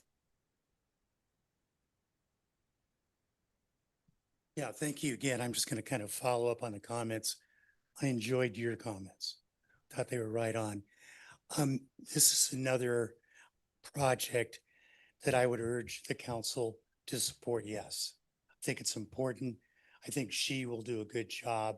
I think there's a lot of criteria there to protect citizens of Riverbank, tenants that I have when it comes to the $300,000. I think it's important that you also know, though, that those wells that are having problems are not in Riverbank, and they're not in the non-district west. They are in the non-district east primarily. So even though the report may say county-wide, it's really in one area. You have one management area out of 4 that's got a problem. I really urge the city council to be very cautious and to collaborate. When you hear the word equitable sounds really good, but if you have water like Riverbank does, you don't want to be equitable that you give half of it to somebody else who's caused their own problem. So equitable ought to be, in my position, should be what you've done to protect your water resource in the non-district west. I see this bond between the non-district farmers, Del Rio, and yourself. And I think it's really critical that you form this ad hoc committee, because I am not satisfied with what I've seen and many others have seen, the county level, because they use the word equitable. And what they're doing is they're pitting areas, management areas that have done a great job with an area that hasn't. And think of it as a bank account. You put in money, your neighbor puts in money, a neighbor puts in, another neighbor puts in money. The fourth neighbor doesn't put anything. The fourth neighbor says, let's divide the bank account by 4. That's as simple as it gets. You've done a great job on your water resources. Your staff has done a great job. OID's done a great job. MID's done a great job. You've got one area that's a problem and they need to address it. They need help. I would encourage you to be very aggressive on management plans in the non-district east. They need to have carrots and sticks so they comply. I see MID offers them 60,000 acre feet of water to purchase. They have 2 farmers today that have stepped up. That's it.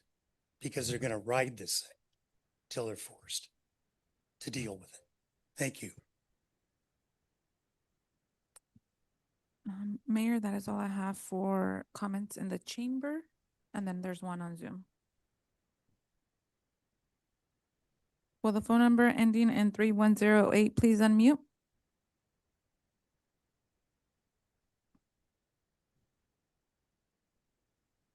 Phone number 3108, can you please unmute?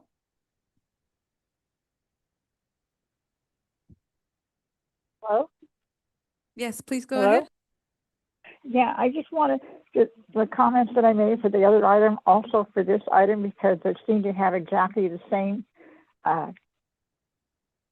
funding source for this one as the other one, which is with the Prop 218 and all of the other sources that would come out of our pocket. It appears that they have this set up so each item has its own funding source, which means we're going to hit twice, once for one and once for the other. So you need to know what's going on with it. You need to know the cost, which you don't, and all of that stuff that we have been told. So I'm hoping you'll add what you added on the other one on this one also, because it just seems like an awful lot to have two separate funding sources for this. Thank you.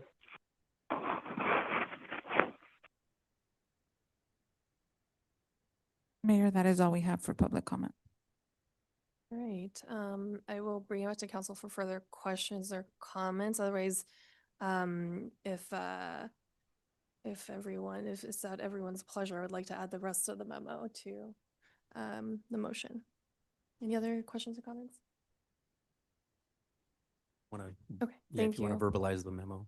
Let me try and put in some sort of order. So part of our resolution states, started by GSA will contract with SHE for coordination, etc. So the city requests a schedule of the types of outreach and dates of outreach to property owners. There was concern that there's a short timeline for folks who would be able to qualify for the well mitigation program here. So I think it'd be great to get that timeline and also request action plans to address the overdraft needed to address the overdraft. So needing it to be strong enough to ensure compliance with the pumping reductions under the well mitigation program.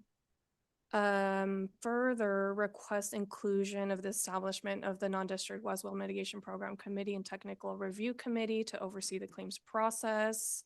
I think as mentioned already, I think it's important that we're involved in every conversation, and I want to thank Cody and the team for being present and representing us. And finally, as details develop for the well mitigation program, to ensure tactics and strategies to consider are built to consider the impact to its STRGBA members, including us. And as annual funding is going to be assessed, providing a schedule of meetings so member agencies, including us, can calendar and have those good faith meetings to address and discuss appropriate funding mechanisms and approving the resolution. Same ad hoc committee, right? Right. Okay. Just making sure.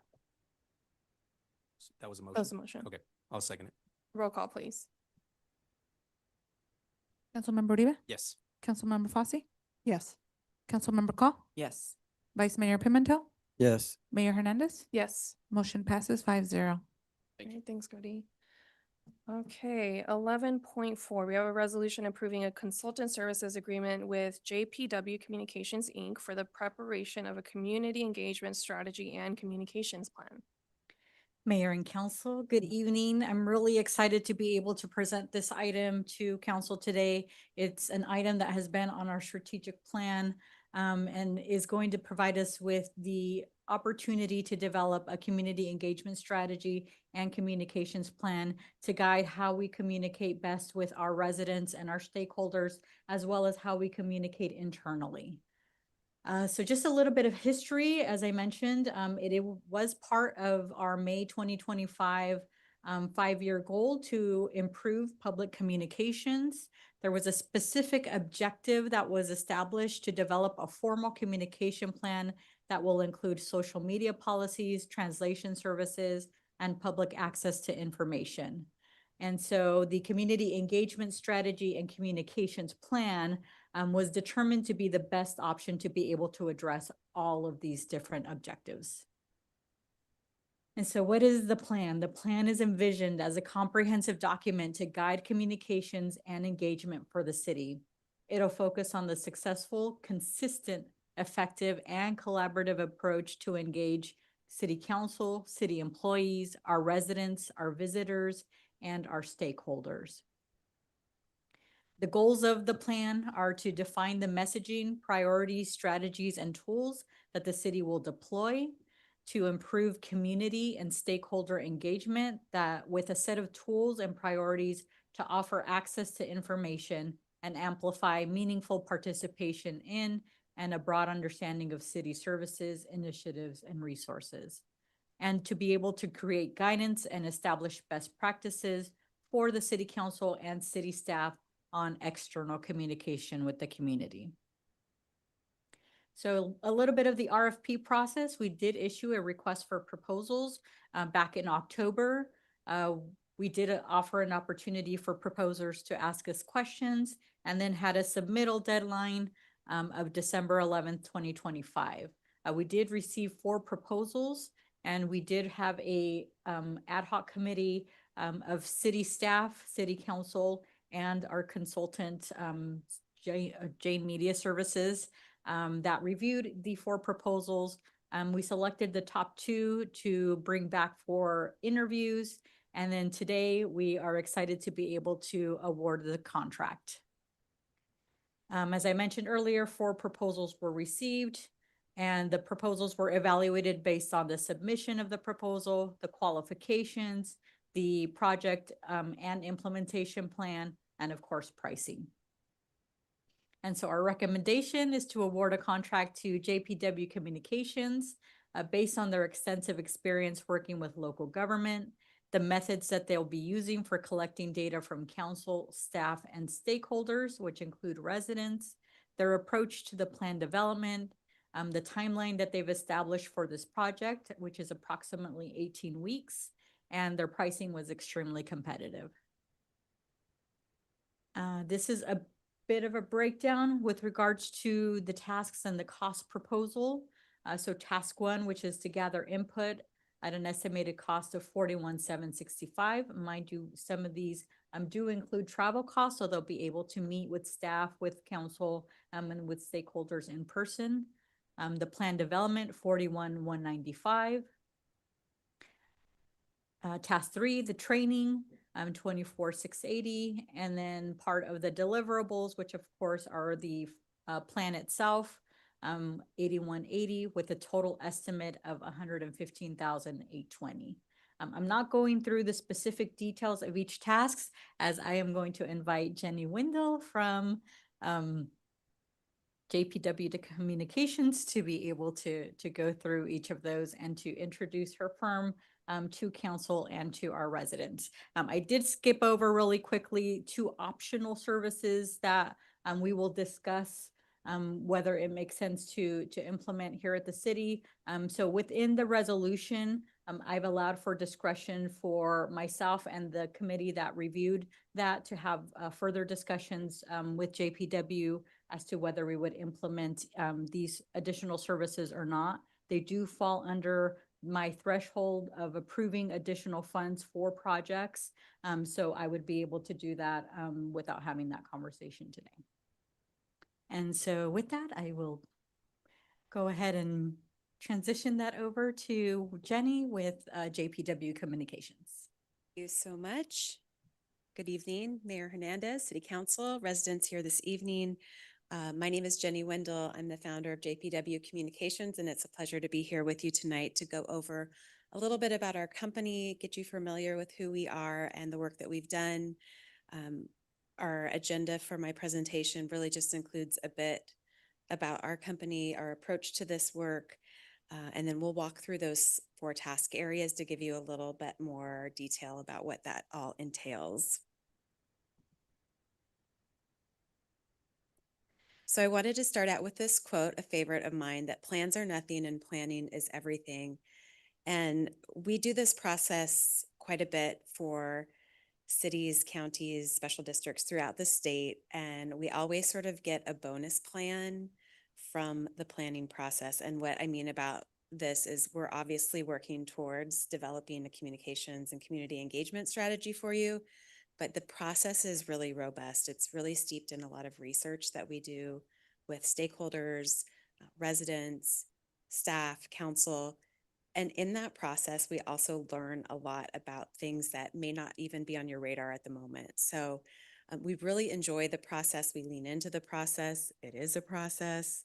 Make no mistake about it. It does take a little bit of time, but we really find at the end of it, we have a super robust program that you all can take and implement for years to come.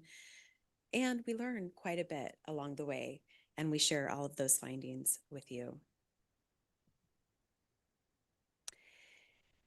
So as City Manager Garcia mentioned, we are a team that's created from government for government. We have a considerable amount of background in this work. I started JPW Communications 10 years ago after working as a public communicator for 18 years for 3 different cities in California. And then I finished my public service career with the Port of San Diego. And in all honesty, during that time, I hired a lot of consultants that would develop plans for me, and I'd just stick it on a shelf. And it was really kind of a waste of time and money. And I really felt like government deserved better. They needed actionable plans, not just theory and concepts that collect dust. So about 10 years ago, actually, I drove by the hotel in Sacramento on the drive-in today where I hatched the plan. I thought, I really think I can do this. It was at a statewide conference there. And so 10 years ago, I did it. I struck out on my own. I left my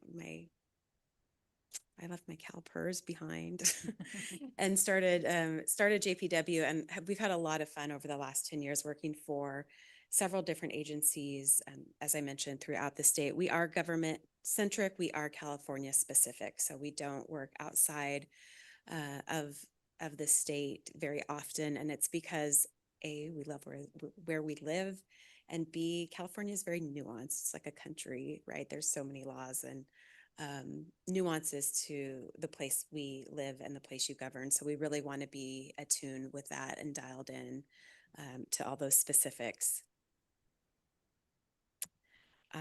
Since those humble beginnings 10 years ago, we've worked with over 100 different government agencies, as I mentioned, throughout California. We've worked with cities of all shapes and sizes, from very small cities like yourself to very large cities like the city of San Diego, the city of Chula Vista, and some other large cities. We specialize in strategic work. That's really where we do our best work. And like I mentioned, our goal is to give you something that you can actually implement.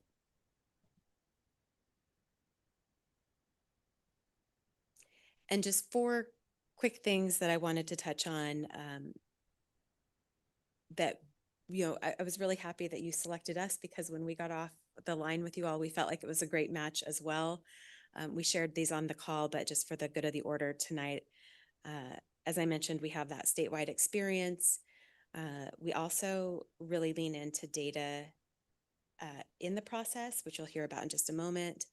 We have a full service design team in-house, so we can also augment those services if you ever need things outside of the strategy realm. And we have a tremendous amount of outreach experience. In fact, we have on our team one of only 3 public participation professionals in the state of California. She's certified by the International Association of Public Participation. And that whole world is about engaging residents in meaningful ways, meeting residents where they're at, harder to reach residents, making sure everybody's voices are heard in a public engagement process. So we're really proud of that expertise. Obviously, we understand what's at stake for you. This is really important. I think a good communications program is one of the best things you can do to build trust within your community. So I applaud you for making this investment. And then last but not least, this is something we can't seem to shake at JPW, but I think it's for your benefit. We really like to co-own the outcome with you. So your success is our success. We want to make sure that we finish strong, that you're getting what you need, and that it is truly making the impact that you're seeking. Okay, so how are we going to do all this?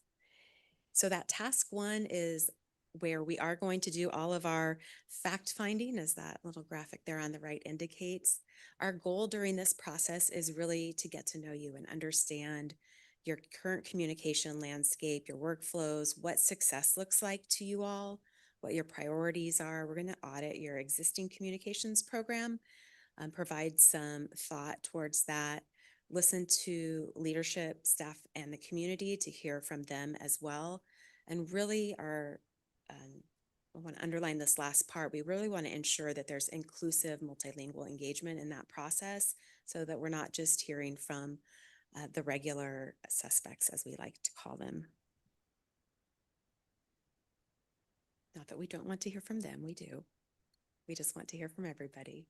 Once we gather all that input, that tees us up for plan development. And your scope of work was really heavy on framework development, plan development, and getting sort of all those tools in place to help launch a long-term communications program. So once we're sort of grounded in that, in the findings from task 1, we'll move into task 2, which is making meaning of all that and putting together messaging, segmenting your audiences, how you should reach those audiences, which tools and tactics are most appropriate for those audiences. We're certainly not going to recommend TikTok for your senior citizen community, not yet at least. And then defining the roles and responsibilities for how you make sure all of that moves forward. And then last but not least, in this section, we are going to provide tools for real world implementation. So that can be everything from a key message platform to a media list and so forth. So really getting you geared up. And if I'm not mistaken, your strategic plan calls for a public information officer at some point. I don't know if that's still in the works.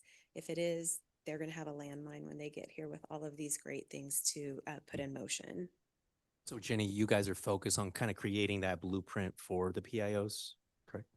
That's how the scope is set right now, is really creating all the blueprint materials. We obviously are implementers as well, but this particular scope of work is calling for more of the tee-up of the program. Task 3 moves into sort of the handoff, I would call it, that training component.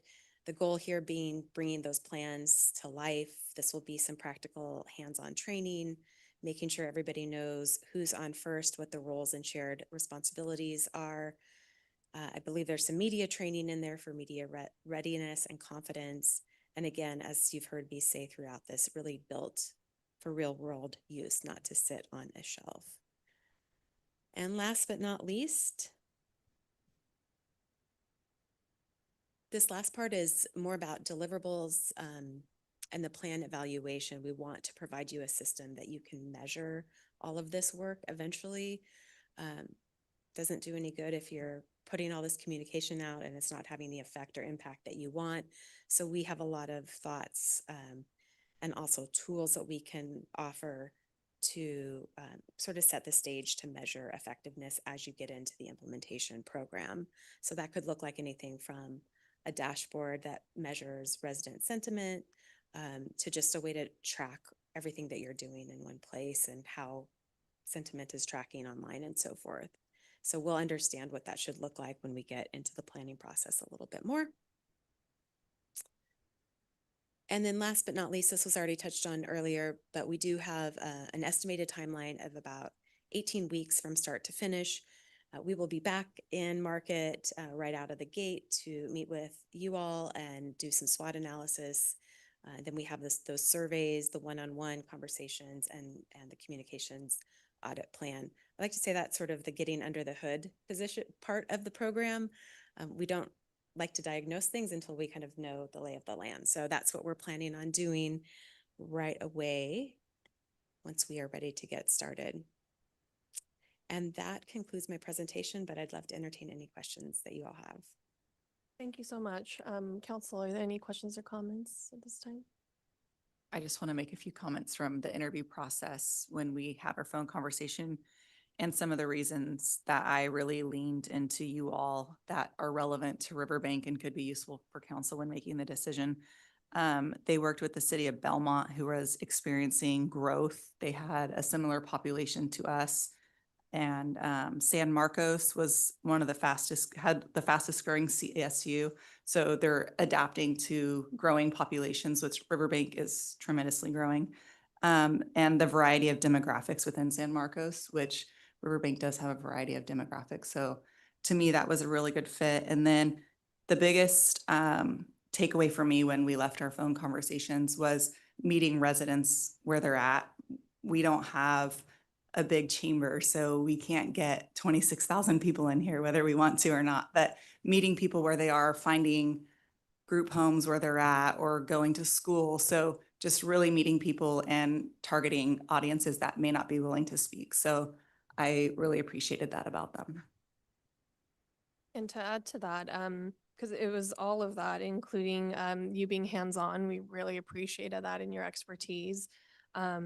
And the data to back it up, and the long-term sustainability measurements as well stood out from others as we were reviewing all of the proposals.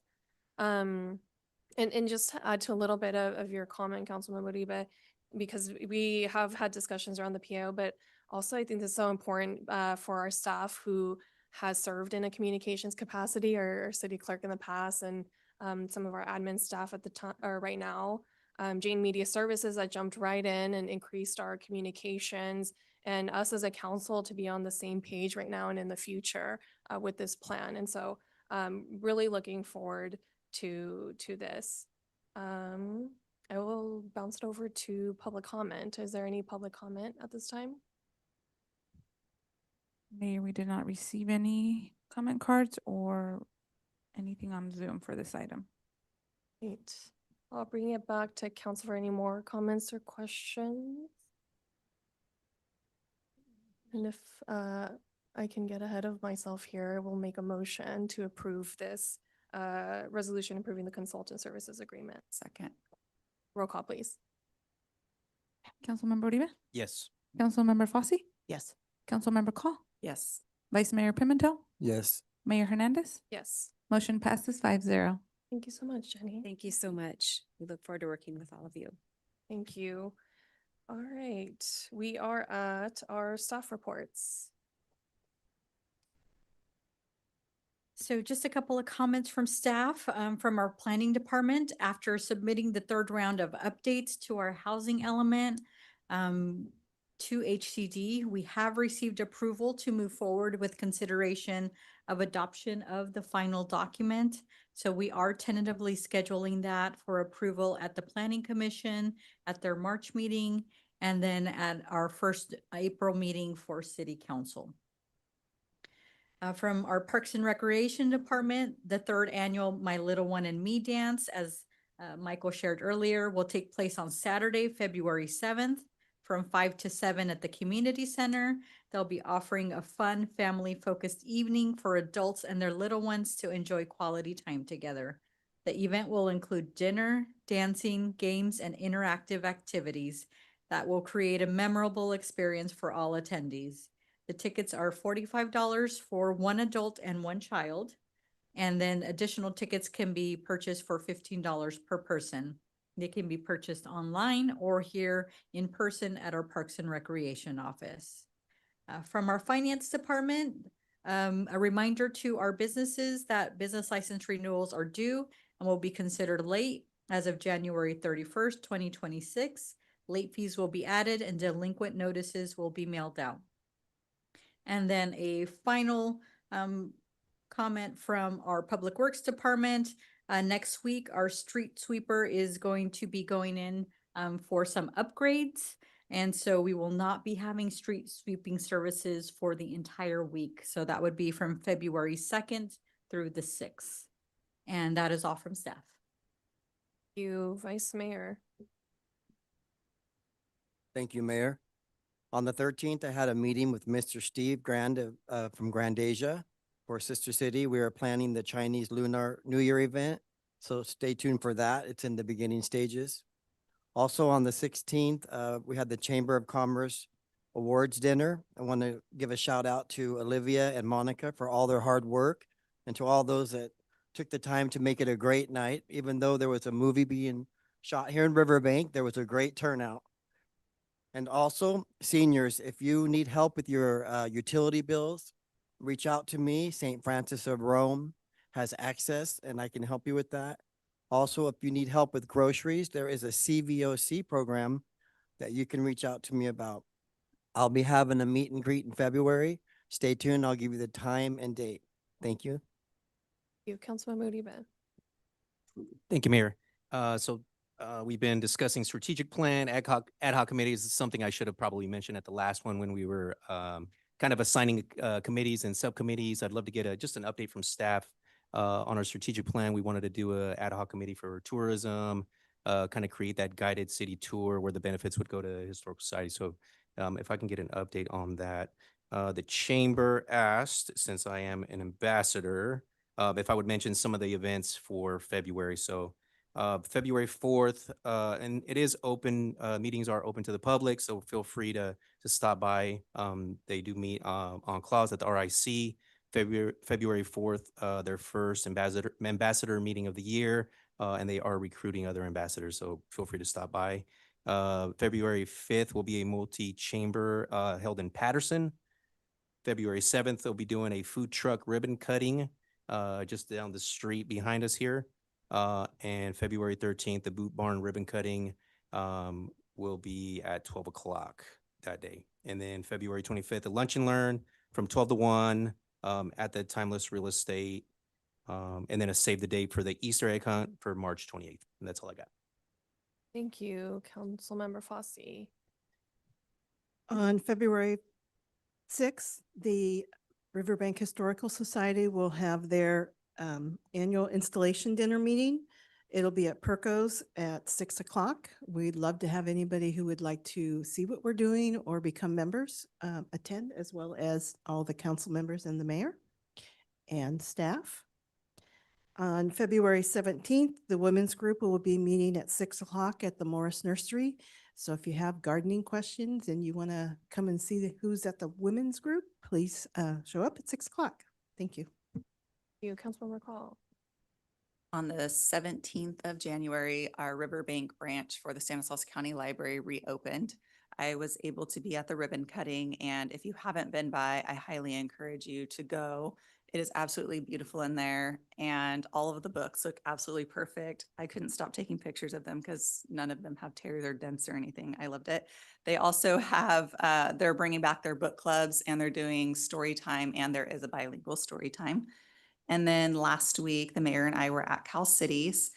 The one session that really resonated with me was land use planning and smart land use planning.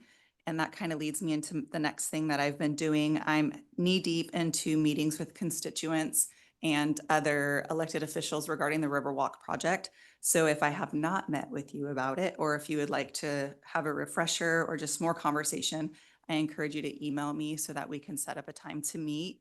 And then lastly, there's a tremendous blood shortage in our nation, and January is National Blood Drive Month.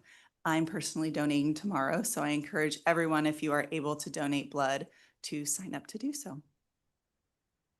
Thank you.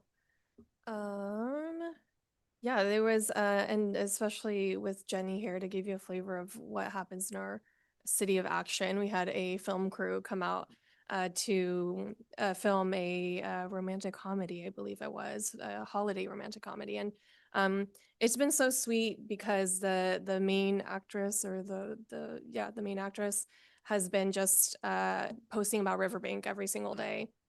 And we actually had an interview with ABC or someone this week, and that is now up on, I have not seen it yet, so have some grace with me. It's up on line right now. Councilmember Uribe and I had a meeting with staff about the Tiny Tots program with our partners over at SCOE. And they have a lot of data that they're going to provide to us to be able to make some assessments moving forward on what the child care situation looks like in our city specifically. So they have it broken down by zip code, and would love to pass that along as soon as we get it. The session that stood out to me was, of course, communication. So there was a lot of conversations on the legality and the changing laws around communications for cities. And so I am very excited to get moving on some of the strategies there. StanCog is taking up a lot of time per usual, but there's a lot of positive progress in that. So there's final interviews at the end of February for the executive director. Slowly the policy council or policy board members are getting back into advocacy as a whole. And so I sit on as a representative for the California Council of Governments. And there's going to be some meetings happening around there. And as also chair of the VVS, the Valley Vision Steering Committee, which is going to have some more meetings and movement. So there's a meeting coming up in March. Let me see. Youth Council had their Applebee's fundraiser, and I'll probably lean on you for how much they raised. Did we get a final number? It was final after they paid Applebee's. I got 1,300. Yeah, so they raised about $1,300, which is exciting. Which was their goal, over their goal. Okay, yes, yeah. And so that is going to go towards their social night at the end of this year, around early May. Let me see. I do appreciate the budget presentation from RPS to be able to start like planting some seeds and getting some data before we have the full budget considerations. And so it would be great if we could get some presentations similar from other staff member departments to be able to process that as it leads up to the budget discussions. And finally, I am headed off to DC. I have a flight at 5 a.m. Tomorrow. And so it is going to be for the U.S. Conference for Mayors. I think all the snow has passed, the storm has passed, so it should be a smooth flight there. But I'm looking forward to it to connect with mayors from across the country. I mentioned before I was able to get into some group conversations and group chats the last time I went, and has served really well to be able to bring some ideas and some just best practices here to the city. Is they're made up of mostly East Coast mayors, and so I'm looking forward to that, and I'll discuss it more as when I return. And that is it from me, I believe. So we do not have a closed session. Our next regular city council meeting is going to be on Tuesday, February 10th, and this meeting is adjourned.